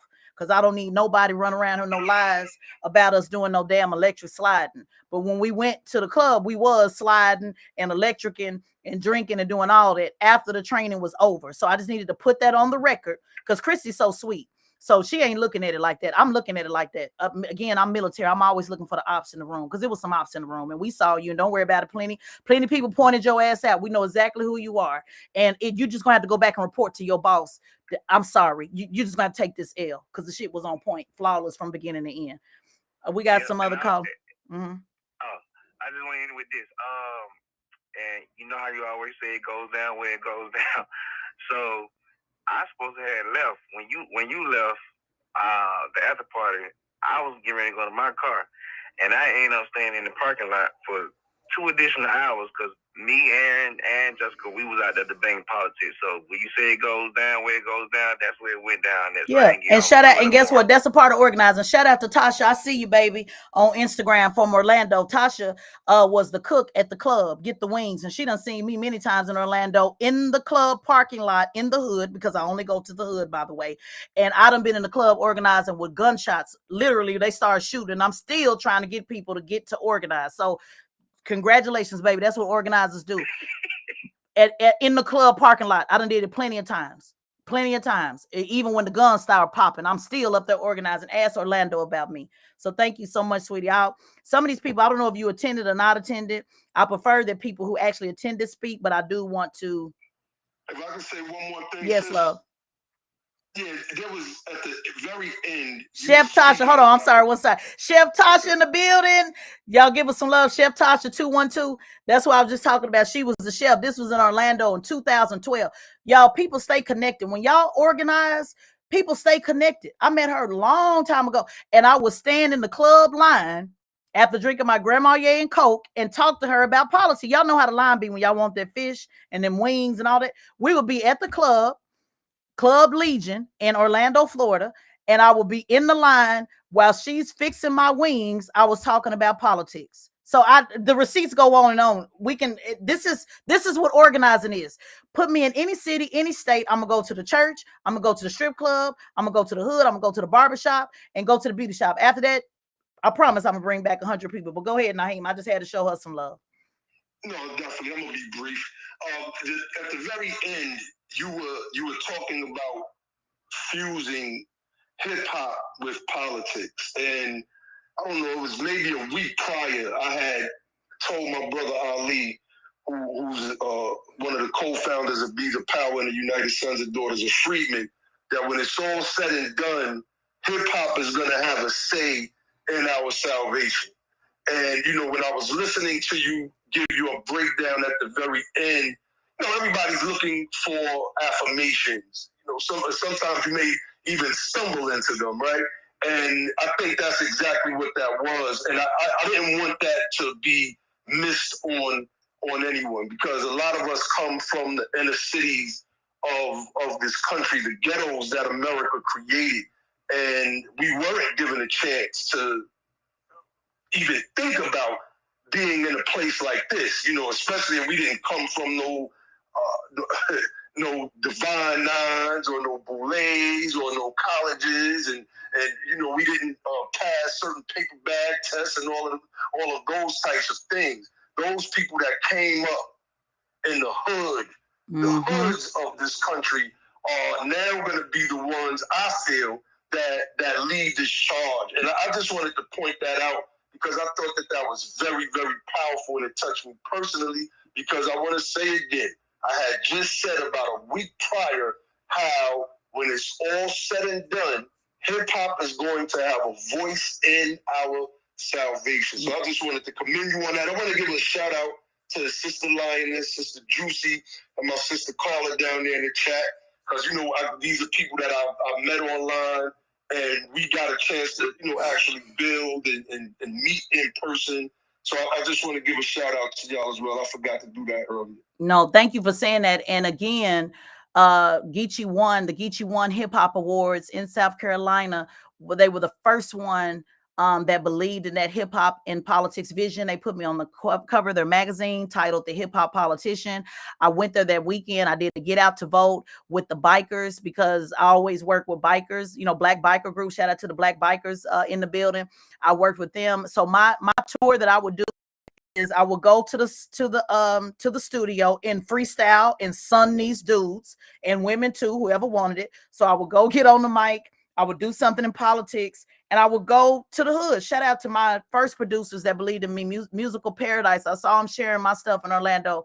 Shout out to Dub Slim in South Carolina, who we recorded like several tracks. So one of the pieces that I did there, for those that don't know, I'm a spoken word artist. When I got on the stage, the main thing that I said was, we got enough rap labels. Now we need districts with constituents. And I said the days of using hip hop as a political fundraising gimmick without accountability to heal the story that hip hop tells is over. So it's very important to me that hip hop has a voice. And for those of you that did not attend the training, when I sent out the program with the classes, I attached a hip hop song that inspired that content because I wanted people to look at the hip hop song like campaign planning. We had thinking of a master plan. So I did stuff from the 80s, the 90s, and current music so that you could get that vibe and that element of hip hop. So I do believe those two things are married. They are married. And shout out to the Hip Hop Caucus. I'm just giving y'all real straight facts. I was going to work with the Hip Hop Caucus, and that didn't happen. And I don't know why or whatever, but I went on, y'all. This is why you got to move on. If people don't want to, if they don't see in your vision, I was like, hey, let me do some training for y'all. Let me see if I can help y'all. They was, yeah. And it didn't happen. And again, no shade to them, but I'm saying that, Naheem, because you brought it up. I couldn't wait on the Hip Hop Caucus to do it. I'm just going to do it without you. You could just sit back and watch. I'm not waiting on the Hip Hop Caucus. I'm not waiting on our Black Party. I'm not waiting on nobody. I want y'all to know you can do this by yourself. Show up by yourself and wait and see 10 people show up. They're going to show up and nothing else. They want to see if your ass is crazy. So be crazy enough to do it by yourself. So I very much involve the streets because it's a difference between the hood and the streets. That's why Peter Poindexters need to know. I'm from the streets. Big difference. Plenty of people grew up in poverty. Plenty of people grew up in the projects. People grew up in the hood. But there's a difference between the streets and the hood. So none of this lame ass game that y'all try to play. You're not. You trust me, it doesn't go over my head. And I can't wait to get the homies even more so involved. I train. Do y'all know the type of trainings I do? I got trainings I do with the homies. Crenshaw Mafia on teaching them what the electoral college is. And I use Inglewood family as an example. I train. Like train for real. I teach the entire district showing, okay, who's the OG, who's the YG, who's the BG. This is the trap. This is how you move this. This is how you do that. Ask the homies. Don't believe it. Go listen to Gangster Chronicles. Go listen to Clifford Spud Johnson. I train people in prisons. I teach them how the car is exactly like your district. I have trainings for real in the hood, and I know ain't nobody doing that. So we got a lot more coming. A lot more in store. There is a place for you to get in and fit in, whether you come from the collegiate environment or you come from the hood or you come from the streets. Trust me, your girl got some place for you to fit in because you are right, Naheem. Those will be the ones that are leading the charge because those are the ones that feel like they don't have nothing to lose. And I need some people that feel like they ain't got nothing to lose. That's a part of this. Since you mentioned Carla, I will add her to give some feedback. And for those, let me say this for Carla, say something. If y'all saying it's too long, it's taking too long, just go ahead and exit on out. It's all right. Go ahead and exit on out. We're going to get this on the record because this need to be on the record on exactly what happened with this training so it can live in history forever. So if you got to leave and dip out, come on back. But if not, hey, we're going to get this on record. Ain't number 5 of us talking. Again, that's another organizer tip. Don't worry about how many people are listening. Let it be. Stop looking at these views all the time. I tell the homie that S on the couch, don't worry about the views. Just put it out there. I took down my original YouTube page because I wanted the views. Some of my poems, it was like 130 people watching. I cut it off because I said I want to keep that forever to be able to show that it was just 100 people watching and I still was talking about it. Don't worry about these damn views. Get the message out. Let it be out and let whoever is listening, it's only 10 people listening on YouTube right now. Y'all know how 10 is important to me. It's only 10 people listening. Let it be those 10. Stop being afraid of just having 10 people riding with you. It don't require much. Go ahead, Carla. All right, thank you, Tezlyn. I hope you're doing great today. I want to appreciate you. Let me get my notes here so I can be quick and brief and to the point. I love that Carla got the notes in the building. Just hand clap for notes. We love trained people. We love preparation. Yes. Thank you for that. So you said something here. You're talking about bragging. I'm going to say you have every right to brag, and I want to give you a shout out for your prophetic delivery. Like when you are a master storyteller, it's beautiful to watch. And then you were saying like you were all over the place talking about Naheem being tall, and you even touched on the point how you were all over the place in that convention center. It was a lovely venue. Seeing you go to different places got me. And you also said we didn't have to just stay in one place. We could go to different places. So I started off on the organizer track. And, I went up and spoke to you and told you that I'm new to this. We took a little selfie. And I was a bit overwhelmed just with all of the information. Organizing is a big deal. And so I went later to the operative track and met Michelle, and I want to give Christy her shout out. And before I move to that part, let me say, you were talking just a minute ago about how this was not just a reparations issue and people, this was a training for whatever anyone's issue was. So Christy did take the time to ask what people's issues were. And I think about 50 people answered, and all these 50 people had different things to say, and really none of them were reparations. It was amazing to me.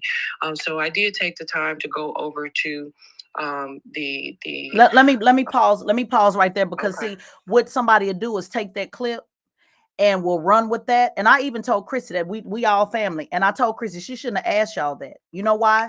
Because what happens is they take what you just said and they'll say nobody in the room was supporting reparations. So let's be crystal clear that if somebody said, hey, I'm interested in mass incarceration, or I'm interested, it wasn't that nobody out of 300 people did not support reparations, including Christy, who literally pushes reparations, who was the trainer in Tulsa. So I have to put a pin in that. And I told Christy that, see, again, I look at stuff from a crisis comm standpoint. So I'm glad you said that, because see, an op, let somebody say an op will take that and say, see, did nobody talk about no reparation? So see, I already think ahead of these Peter Poindexters. So let's be clear. If you want to hear what I feel about reparations, bring your ass to the Revolt Summit on the 23rd. It will be televised, and Tariq and I will be on a reparations panel. So I got to be very clear that Naheem was there, supports reparations. Lion is support reparation. Juicy Jeans support reparation. See, I can't let them take that little clip and run with that. So I didn't want to interrupt you, but I had to put a pin in there. And I told Chrissy she shouldn't have done that, just in full transparency, because when I say it's no agenda, they didn't need to say what their agenda was, because people will take that and run with that. But Christy doesn't do crisis comm. I do. So I love Christy, but I'm telling y'all, I don't have no secrets. I told you don't do that. When I say no agenda, I don't need to know what y'all issue was. It wasn't important what your issue was. I know how people flip shit. So I needed to put that in there, because they will run with that, guys. So let's be sure. I want to say it one more time, because Marcellus is in here, Lion is in here, Naheem is in here, Juicy Jeans is in here, Friday Jones is in here. We all support reparations. Let me say it one time. We all support reparations. And the trainer that asked that not only supports reparations, but pushes for reparations in Tulsa, Oklahoma. But that was a part that I should not have even been said, preferably. I know she was trying to get you guys engaged, but I want y'all to see how people take shit and take a clip and run with it. So go ahead, Carl. I'm glad you made that point. All right, no problem. And I understand what you're saying. I still think it's powerful that she did that, because, it was about people not having the same agenda. You were being non-biased, and you said that from the beginning. And I think it just emphasized that. And anyone that would take that information, which I agree with you. I trust what you're saying, that people will run and take away with it how any way that they can. They would just be doing a disservice and really coming to look like an idiot to me, because that's never. They don't care about looking like an idiot, girl. It's people it's people that have agenda. Some of y'all need to understand, just because somebody pushing agenda, like people got agendas and feel they can be the only person to talk about certain things. I get it all the time when people, well, why you ain't talking about this? And then when you do talk about it, well, you don't talk about it enough, or why you don't this and that. I mean, so especially in this Twitter space, that's why I had to point that out. it's a lot of people that they just want to cause confusion. That's it. Sure. Their main thing is to cause confusion because they're so afraid that I'm gonna get something that's gonna benefit me personally or whatever it is. And I'm sorry, you just can't understand. Everybody don't have an agenda to hustle. For what? If I wanted to hustle, I could just go to Magic City. Again, Magic City. I could go to Magic City if it was about hustle. I just really like training. I mean, that's just it. And I got receipts to prove it.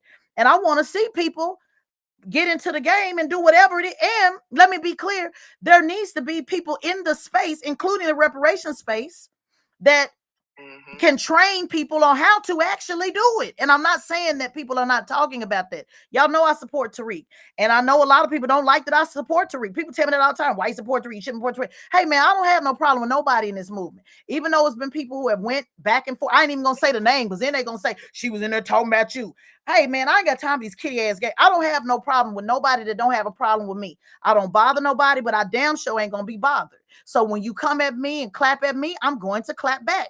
I'm just as petty as anybody else. But I do think there is room for people to actually learn how to apply what it is that they want to push. And I'm not saying that nobody's doing that, but I'm not here to take over no movement and be in charge of no movement and who gonna be the only one speaking about it. I'm a news of the day commentator. I can talk about any topic off the dome at any time, and I crush whoever debates against me. Those are facts. So I'm not trying to compete with nobody on nothing. Who gonna be the one with the most streams and the most likes? And I don't even think I got a couple thousand people that follow me on my YouTube. Y'all don't see me saying follow me on my YouTube, follow me YouTube, follow me. I'm here to support whatever anybody's doing to push Black people. I'm with that shit 100%. Even if you don't rock with me, I support you. But I have to point those out because, Carla, there are people that are just so intimidated by somebody, you know, coming into a space that they feel they rightfully own. And it's a damn shame. And it's why we don't get ahead faster. But I do believe we're going to get ahead. I just think people just need to find their tribe and keep it moving. I agree. Okay, so you talked, Naheem talked about the gentleman that was saying something about why don't you pull your money and all that. I just want to say I saw you run his ass down. You got a little 5-minute Twitter space up and put his name in the title, like you wanted to deal with it, or just prove that he wasn't, going to put himself behind the words he was saying. And so, I really had no idea. I'm going to where, I was able to move around, watching you move around. I know this was kind of right after lunch. I talked to you about where the other, the operative space was and the candidate track. So I went over to the operative track with Michelle. I want to give her flowers. She was beyond ethical in her delivery, very solid information as well in answering questions. And so I didn't think that I would vibe with the operative track, but what I really liked was just how methodical it was. You would have to be able to be an operative. And also just where, it seemed like everything, and I didn't go and make it to the candidate track, but from what I did see, it was a lot of us as people have to decide personally what it is that we want to do and what energy we have to bring to this movement. There's a lot of personal reflection is kind of what I took away from all of this training. And so she was very on point. All of that information really got me hyped. And I followed her on Instagram. I really like the way that she moves. I appreciate that. And let me say this, and then I'm getting, because we got like 5 other people. Let me also say this. Well, if y'all go follow these trainers, and let's put this on the record, Naheem, because it's got to be on the record. Because again, I know how people, remember, I'm a crisis comm expert.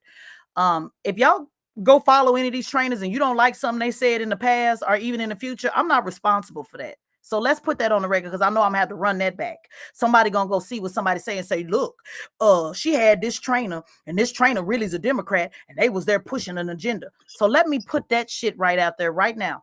Whoever you go follow, I'm not responsible for Christy, Vanessa, or Michelle, what they've done prior to or what they will do in the future.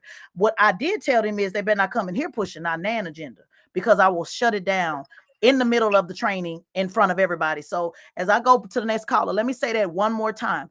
We were separated in 3 different rooms throughout the day. So just because nobody mentioned reparations at that particular moment when Christy asked the question, there were 2 other classrooms going on at the same time, and it was people there that support reparations. I gotta say that. And the visionary, the founder, me, I support reparations, and this was my shit. So I gotta make sure that that is so clear, because this Twitter space is different, y'all. These trolls come up and all make up all type of shit as they go. So I had to reiterate that just one more time. Let's take another caller. Thank you so much, Carla. Can I say one more yes, thing? ma'am. All right. Lastly, I want to thank you because unlike Juicy Genius, hi there. I hope you're doing well today. She, prepared for the event and knew it was a 12-hour boot camp, and I had some things going on. So I really appreciate the way you said, if you can come, go for the time that you can go. I wasn't able to stay for the whole day, and I appreciate that, because it was a long day, and that you made it so that you understood that if people had to go to work or if they had something else going on throughout the day, that they would take that time and still go and get what bit of information that they could. Yeah, because sometimes you got to get it. Sometimes you got to get it in pieces. It took me over a decade to get my degree. 3 hours one time, 3 hours the next. 6 hours, got to get out, got to do something. My baby, got to start my business, stop my business, stay out of school for 2 years, come back, get another 3 hours, get another 12 hours. Y'all don't be discouraged. Sometimes you got to get the information bit by bit until it all comes together. The point is, get that information that you can. And I'm glad that y'all keep saying over and over how y'all switch classes, because I made that point at the end of the training that well, not at the end, after lunch, that I wanted you guys to switch and go to other classrooms. And I'm glad y'all took me up on that offer, because Michelle was like, after lunch, she said, what happened? Because my class got really full. That was the operative track. I said, yeah, because I wanted people to go test something else out, to get a different, a different vibe. And it seems like, based on y'all feedback this morning, that was really, really helpful, because a lot of people didn't understand. They probably should have been in the operative, or maybe they should have been in the organizer. So not being in one class all day, I think was really helpful. And that's why everybody was teaching the same thing at the same time, because I wanted you to get the same content and see it from a different lens. And the operative and candidate, they were like 2 sessions behind, because Chrissy was moving really fast. So it gave people a chance to go listen to the same session from a different lens. And it sounds like that was really helpful to you guys. I don't know if everybody here that I'm bringing up has attended or not, but I'm happy to add you as speakers. And again, if y'all don't, if it's taking too long, then keep it pushing. But we're gonna get this information out, because we need to get this on the record. I'm adding you, Pastor Hawkins. You're welcome to speak. Absolutely.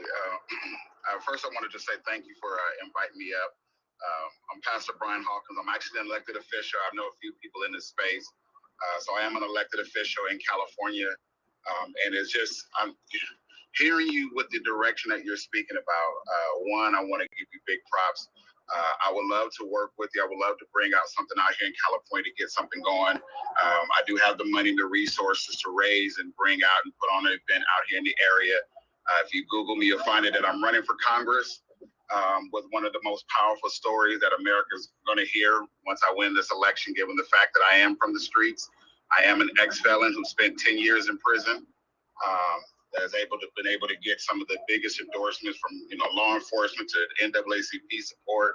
So I'm bridging both gaps, and so I want to do everything I can to help really push this message forward, to really bring awareness, to really get people involved. And I've been going in these different spaces and speaking about the importance of this upcoming election, because I do watch the data, I do read and see how much our people don't get engaged in politics and get involved in these rooms.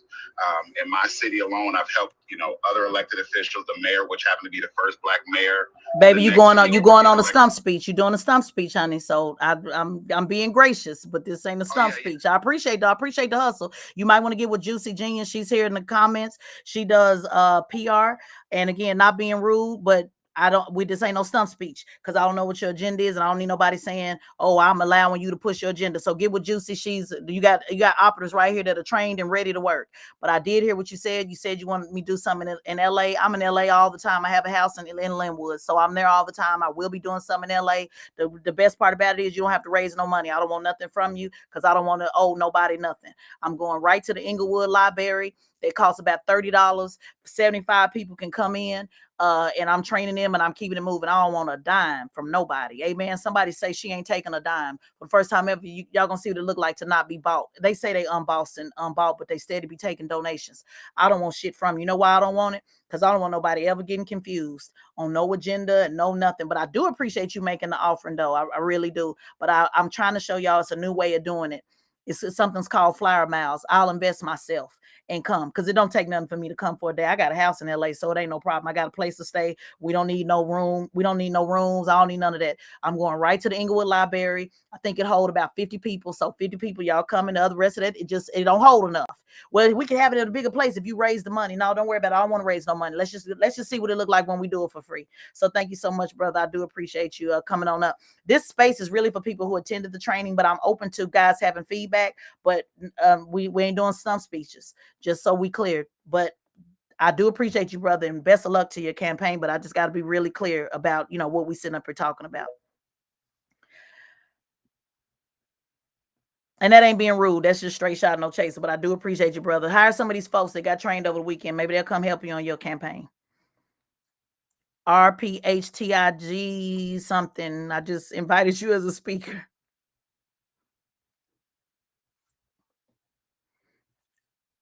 Going once. Unmute your phone.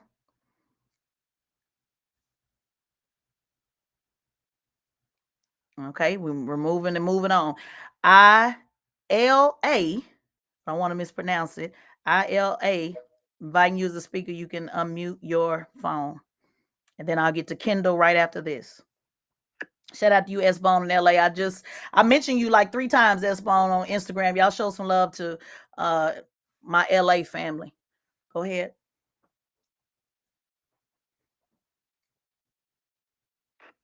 Oh, were you speaking to me? Yes, ma'am. Yes, ma'am. Okay. Good morning. My name's Isla. Everybody gets confused. It's Isla. It's Isla. Okay. Isla with the L.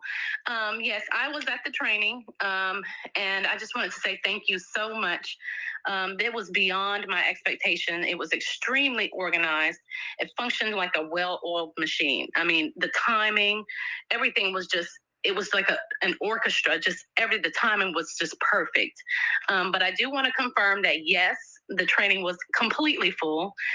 People were early. There was plenty of food, but there was plenty of good food. I remember you mentioning Yes, that. ma'am. Somebody's going to go back and complain that this wasn't good or that wasn't good, but it was delicious. And as a matter of fact, I remember you telling us to go ahead and take some food home. Yes. Because there was so much of it.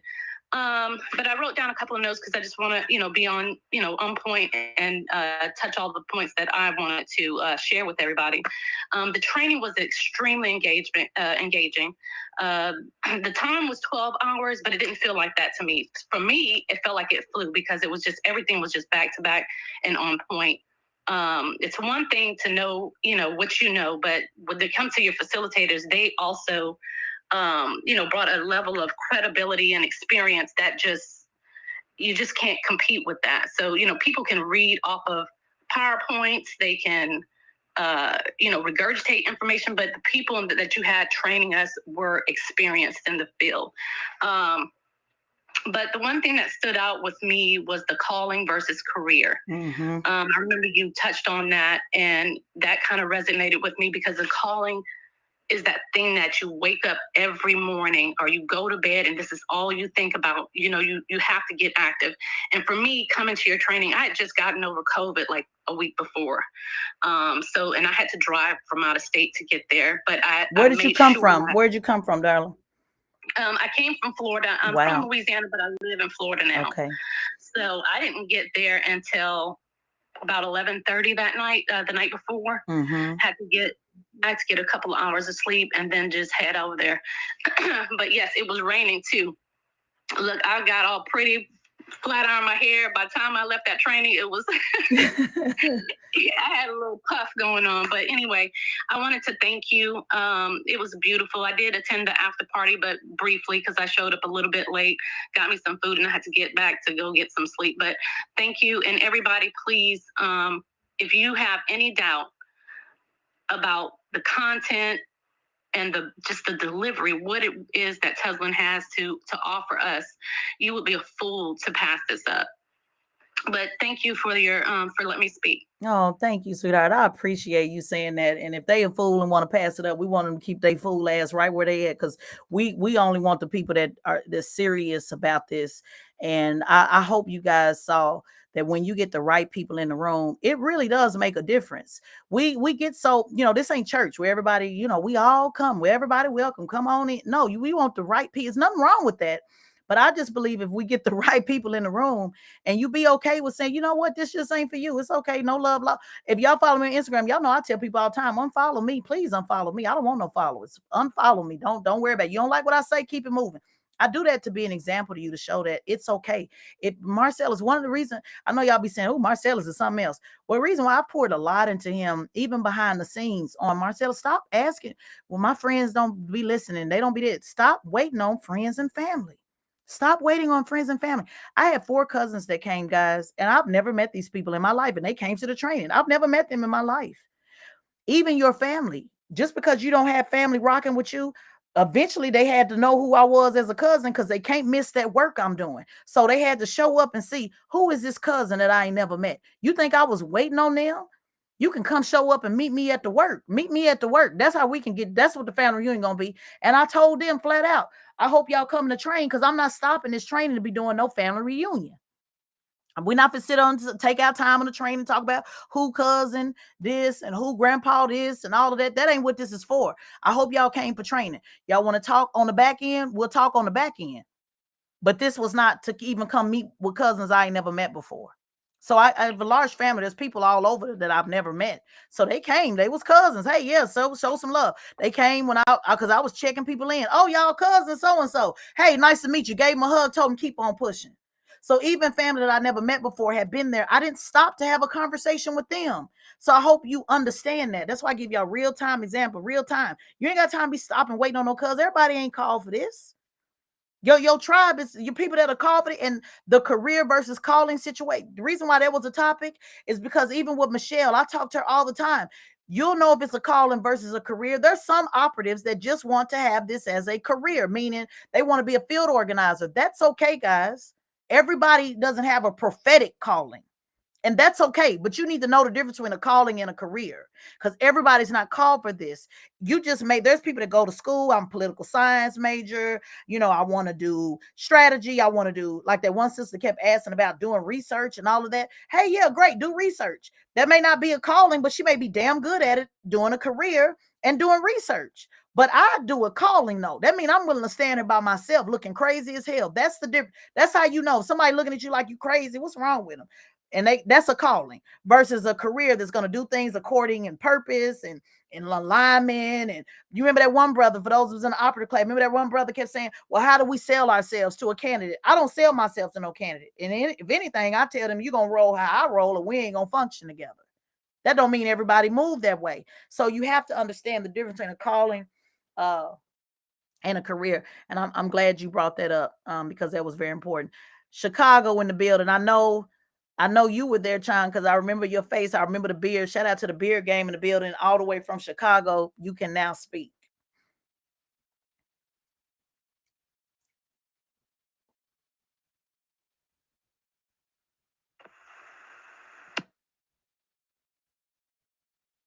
You just unmuted, and then you muted again. Hey. Hello. Hey. Shout out to Chicago in the building. Hey, yeah. Definitely wanted to say thank you for putting together the Nonpartisan Bootcamp. I came all the way down from Chicago. Again, I seen your interview on the Breakfast Club back in June, and I made it a point to come down there. I brought my brother with me. Definitely was helpful just as an introduction to, I chose the community organizer track, and it was very thorough, very professional. I was on time. It was a line at 7 o'clock in the morning. So just to see everybody there that was just positive. They wanted the information. They came from all over the country to participate. It was just a wonderful thing to be a part of. And I'm definitely proud that I got a chance to come down there to meet you, to see the training, and to take something back home. Absolutely. Well, thank you so much, brother. I know we had a great time, at the after party. Chicago always know how to take care of everybody. I love living in Chicago. Can't wait to move back. Chicago in the building. That's the Chicago is known, in case y'all don't know, the working man city. Them brothers be working down there. They the kind of brothers that work and, really be working and getting it done in the Midwest. Love, love, love Chicago and love my time that I spent there. I think I have Kendall. Oh, you have your hand up.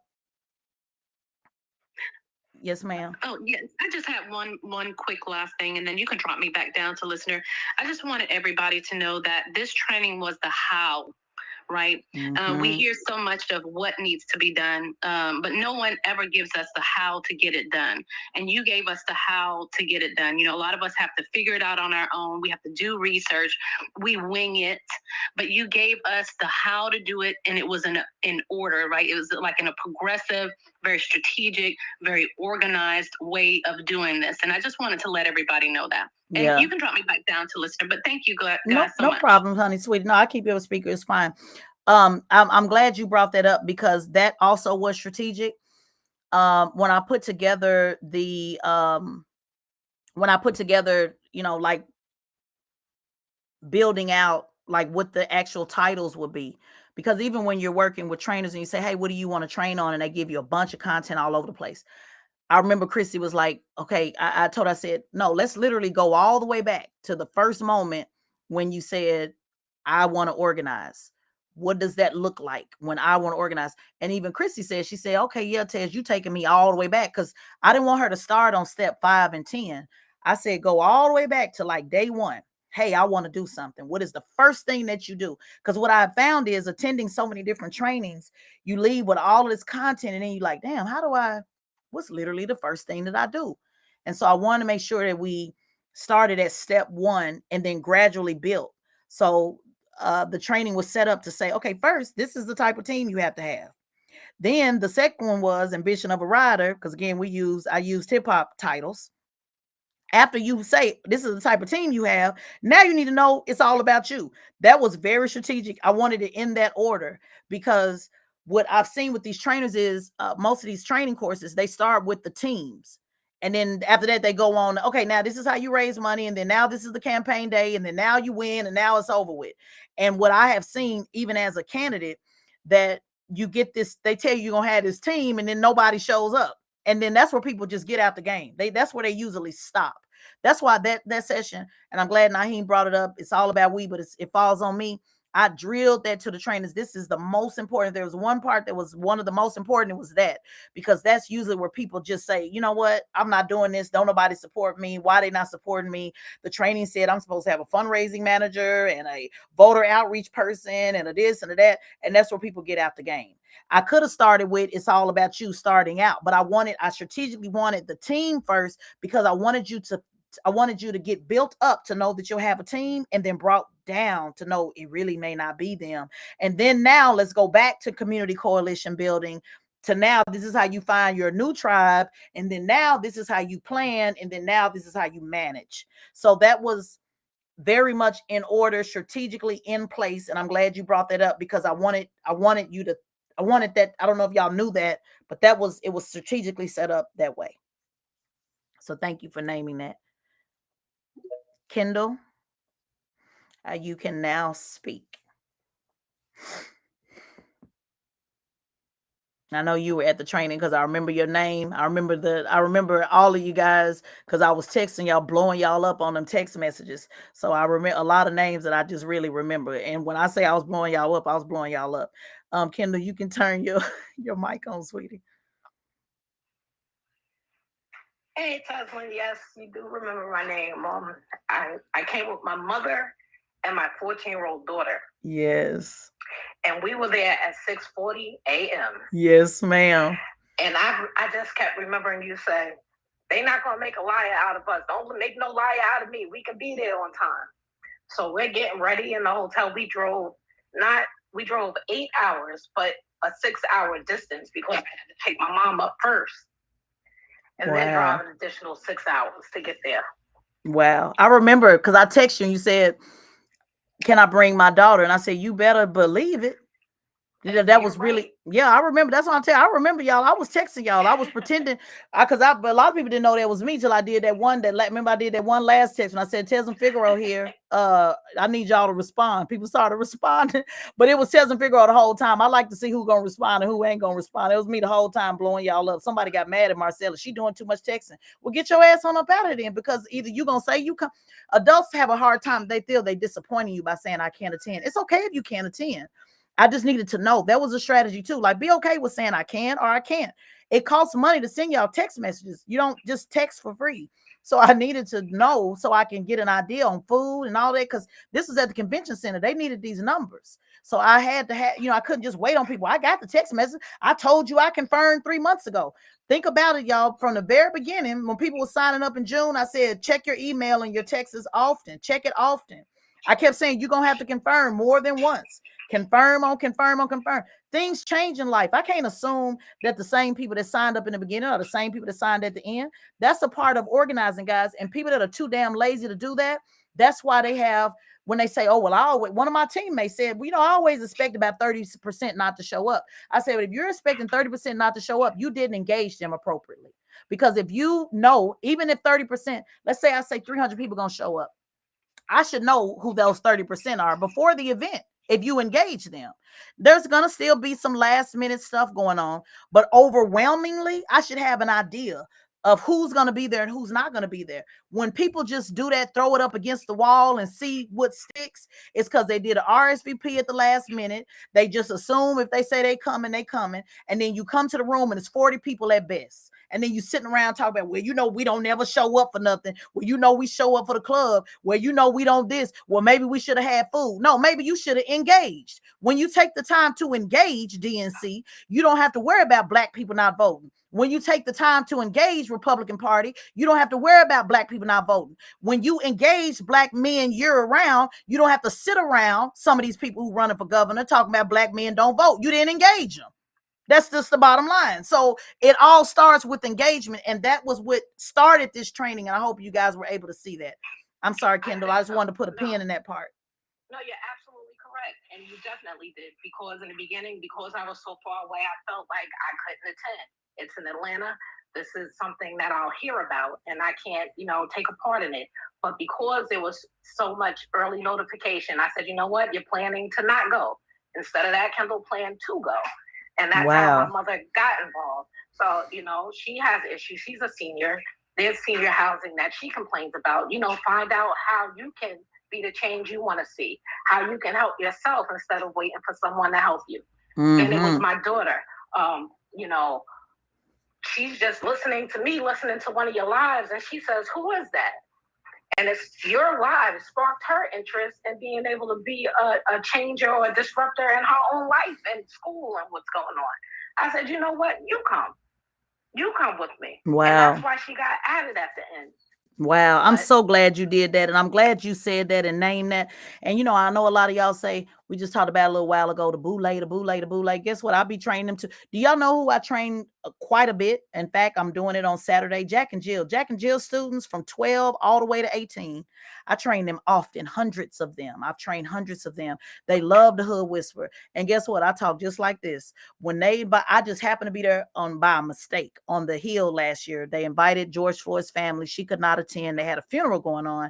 So I went in her place and I got up there and I said, I want to make sure that I talk to these kids real. I'm not just get up here. I was behind all the big names, you name it, all the establishment. And I said, I'm just got to keep it real with these kids. Do you know that almost damn near once a quarter, every other month, first of all, I freestyle battle with them. So that's number one. That's how we made the connect. Because one of the little boys talking because I said, well, y'all know I freestyle battle. If y'all want to freestyle battle at the end, y'all come on up. So one of the little boys came up and tried me, girl. He said, you want to freestyle? He said, was you for real? I said, yeah, we was for real. Pull these table back and let's get it in. I'm not just, I'm just playing, my throat hurt. No, we about to get it in. And the mama said, well, take it easy on my son. I said, girl, I'm about to son your son. He ain't about to embarrass me.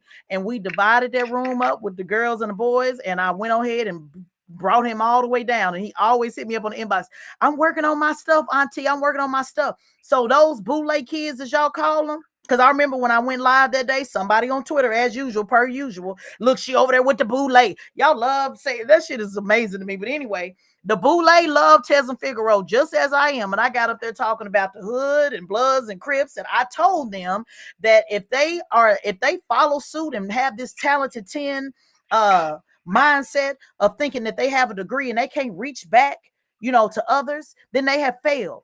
And even those mothers with their prissy selves, they hit me on the inbox all the time. Hey, I can't reach my child, but I just want my child reached. Can you come speak to my children? So I talk to them all the time, and it was plenty of us. You name it, the Jim Clyburns, the Obama administration, the this to that, the this to that. Guess what? Guess who been going back damn near every month? Me, because even them kids want to hear the real. So y'all don't think that certain spaces are closed off to you. They're not. They just haven't had access. You don't want to go over there because you think they don't want to hear from you. They don't want to. You don't want to hear. Vice versa. Now don't go nowhere you don't align with. But I wanted to bring that point that even I train kids all the time because they just want to hear the truth. They recognize the truth. When we did Clark University just last week, Marcellus was there.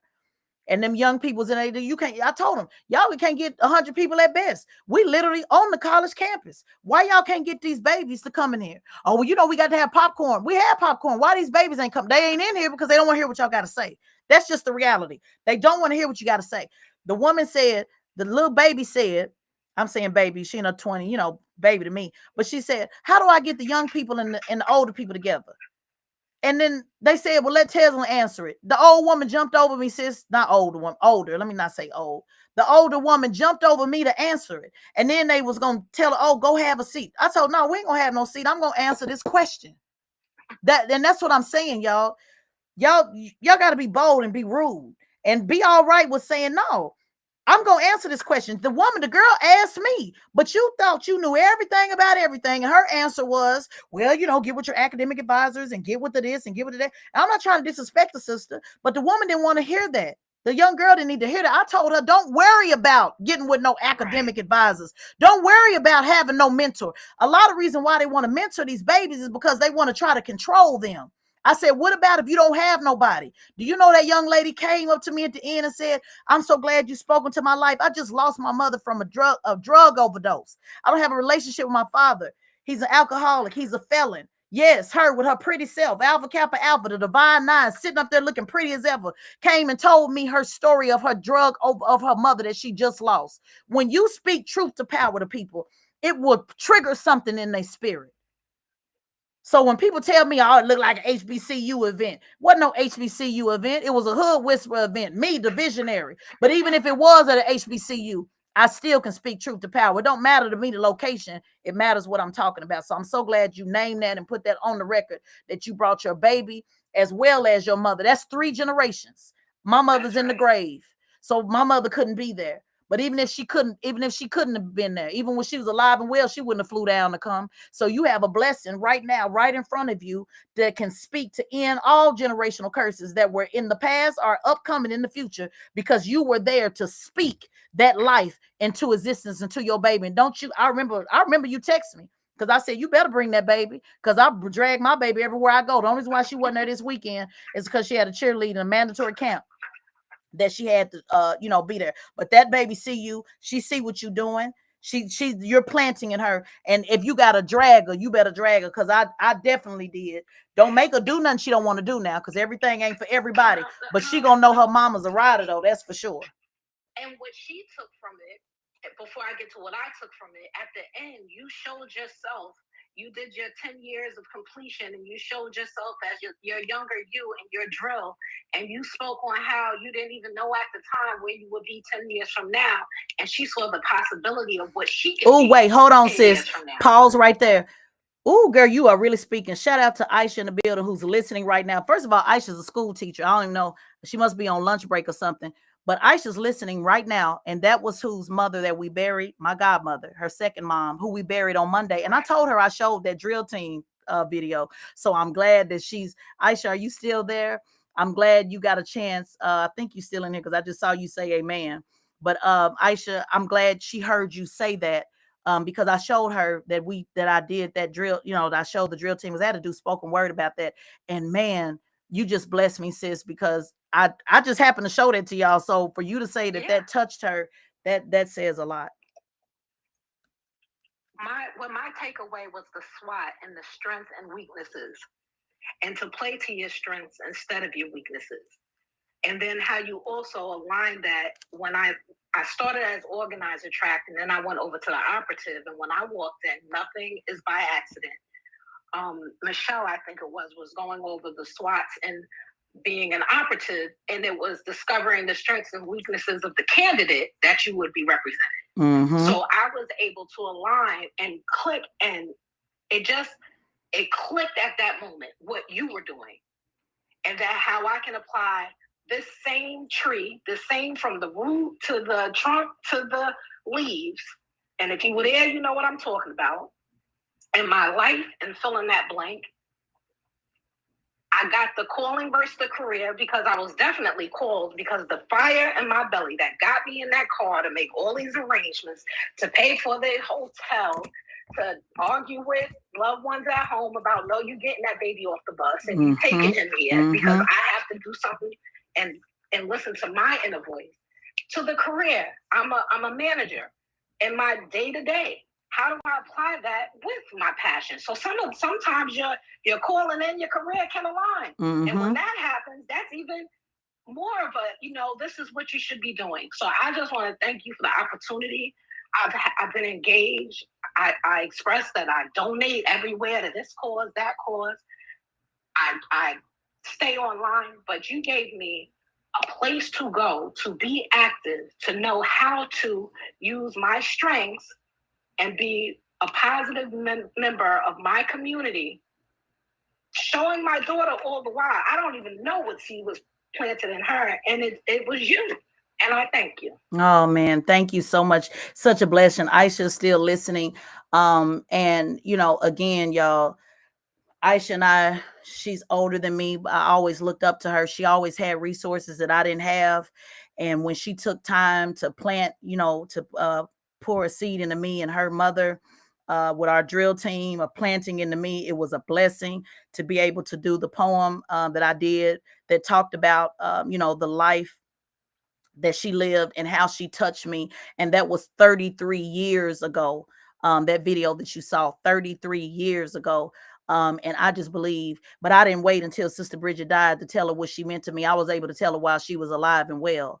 And so this is a real journey. Aisha's been my ride or die, my best friend, who when I was on my knees and I didn't know what I was going to do and how I was going to do it. And I didn't know where my next check was coming from and what I was going to do after that. And I'm talking about going through it, starting a business, going through a divorce. I had a crazy nut case that I had to run down and figure out who this person was that was stalking me in Orlando by myself, no friends, no family, riding, pushing, still believing. I had holes in my shoes when I went to the Congressional Black Caucus Bootcamp.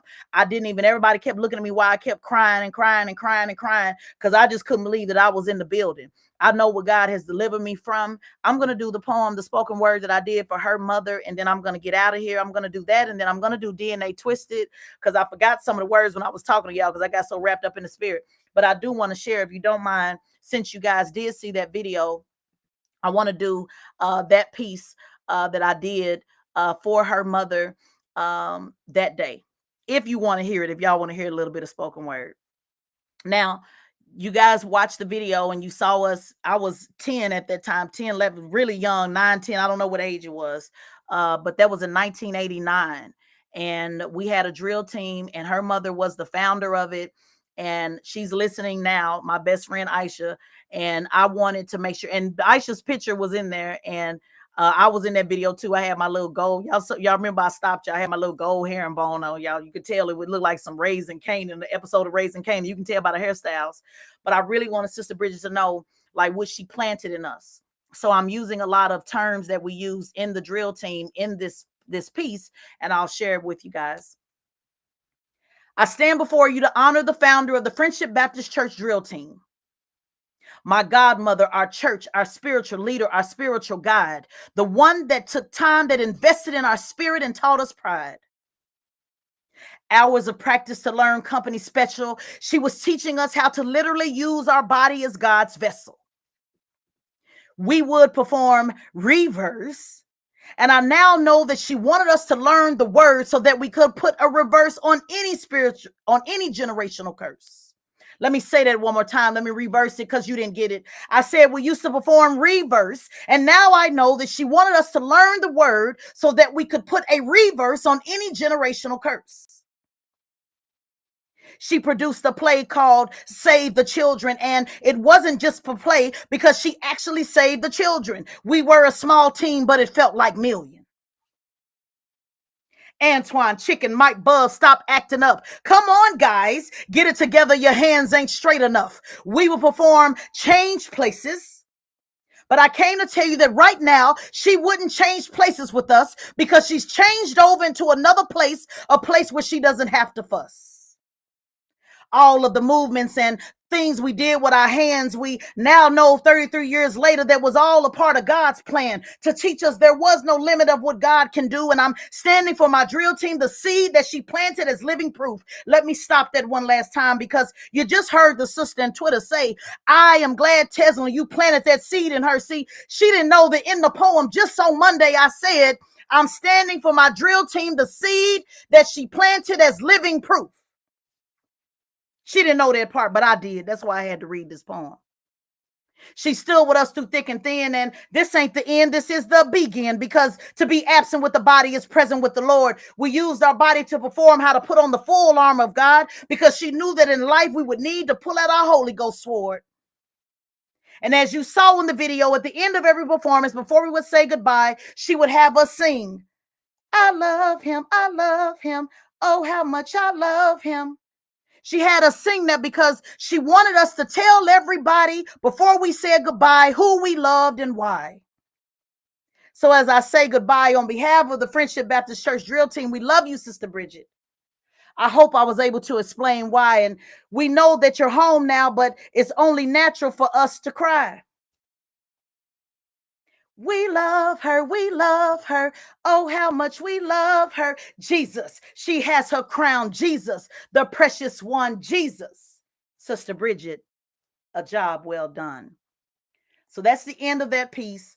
I'll put the video up if you want to see. Before we would go out, we would say Jesus, a precious one, Jesus, our Lord and Savior. So it makes sense if you watch the piece, but I wanted to say that. And the reason why I wanted to do that poem is because you just heard the sister talk about 3 generations, and I'm going to end it here because it's very important that we end on a prophetic word. You just heard the sister say that I did move hell and high water to bring 3 generations, her mother, herself, and her child. And she said, you planted a seed in her. And so that poem was very important to do because I wanted you to know what I left that train to go do on Monday, which was to confirm the seed that was planted in me. And we really can do this. We can break generational curses. It is in us. You don't have to have the budget. You don't have to have an elected official push you. You don't have to have a quote unquote organization. You don't have to have all of those things. All you have to do is believe. And there's one piece that I'm going to play before I get out of here that I tried to do for y'all, DNA Twisted, but I forgot some of the words. I did this when somebody told me, well, you're not going to be able to do it by yourself.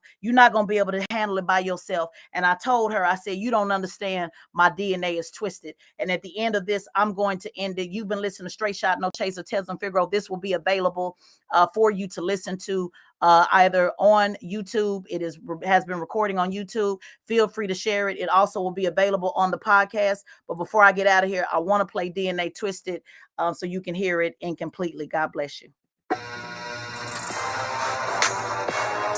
my DNA is twisted. Lyric gifted. You use my words from politics to poetry, but hide the way I spit this. My words shut down my misfits. Stilettos on the female Moses. My rod is my lipstick. Just need an Aaron to commit. And oh yes, I'm coming. And all I know is Pharaoh better start running.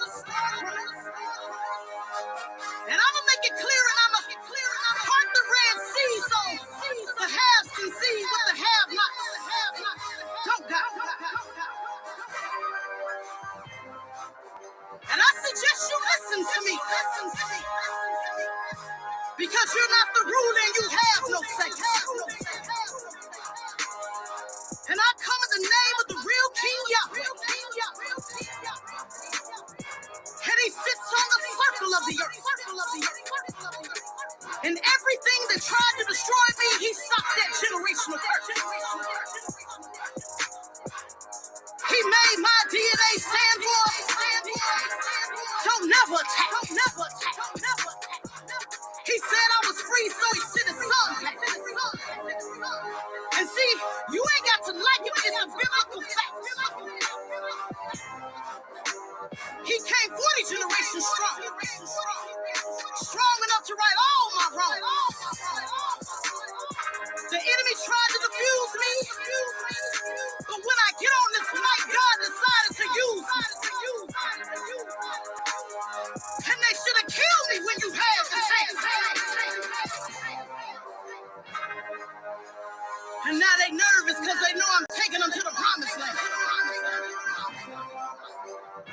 And write down my vision in the sand like Jesus did with spit. And I make enemies ill real still. Perform exorcism, shaking things. Forget 5-star. I'm a non-planet university. And the sun is the light of mine. And I'll never deny the God. Just look at my name close. And you will see a sign. It begins with the letter T. T like the cross. And he gave me this rhyme. And said, do this in remembrance of me. Yea, do I walk through the valley of the shadow of death, I will fear no evil. For you are with me. Thy rod and thy staff shall comfort me.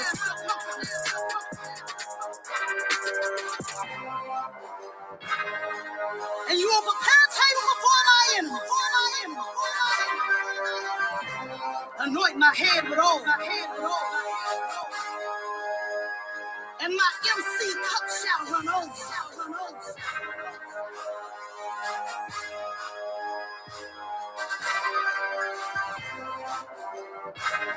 Let me out.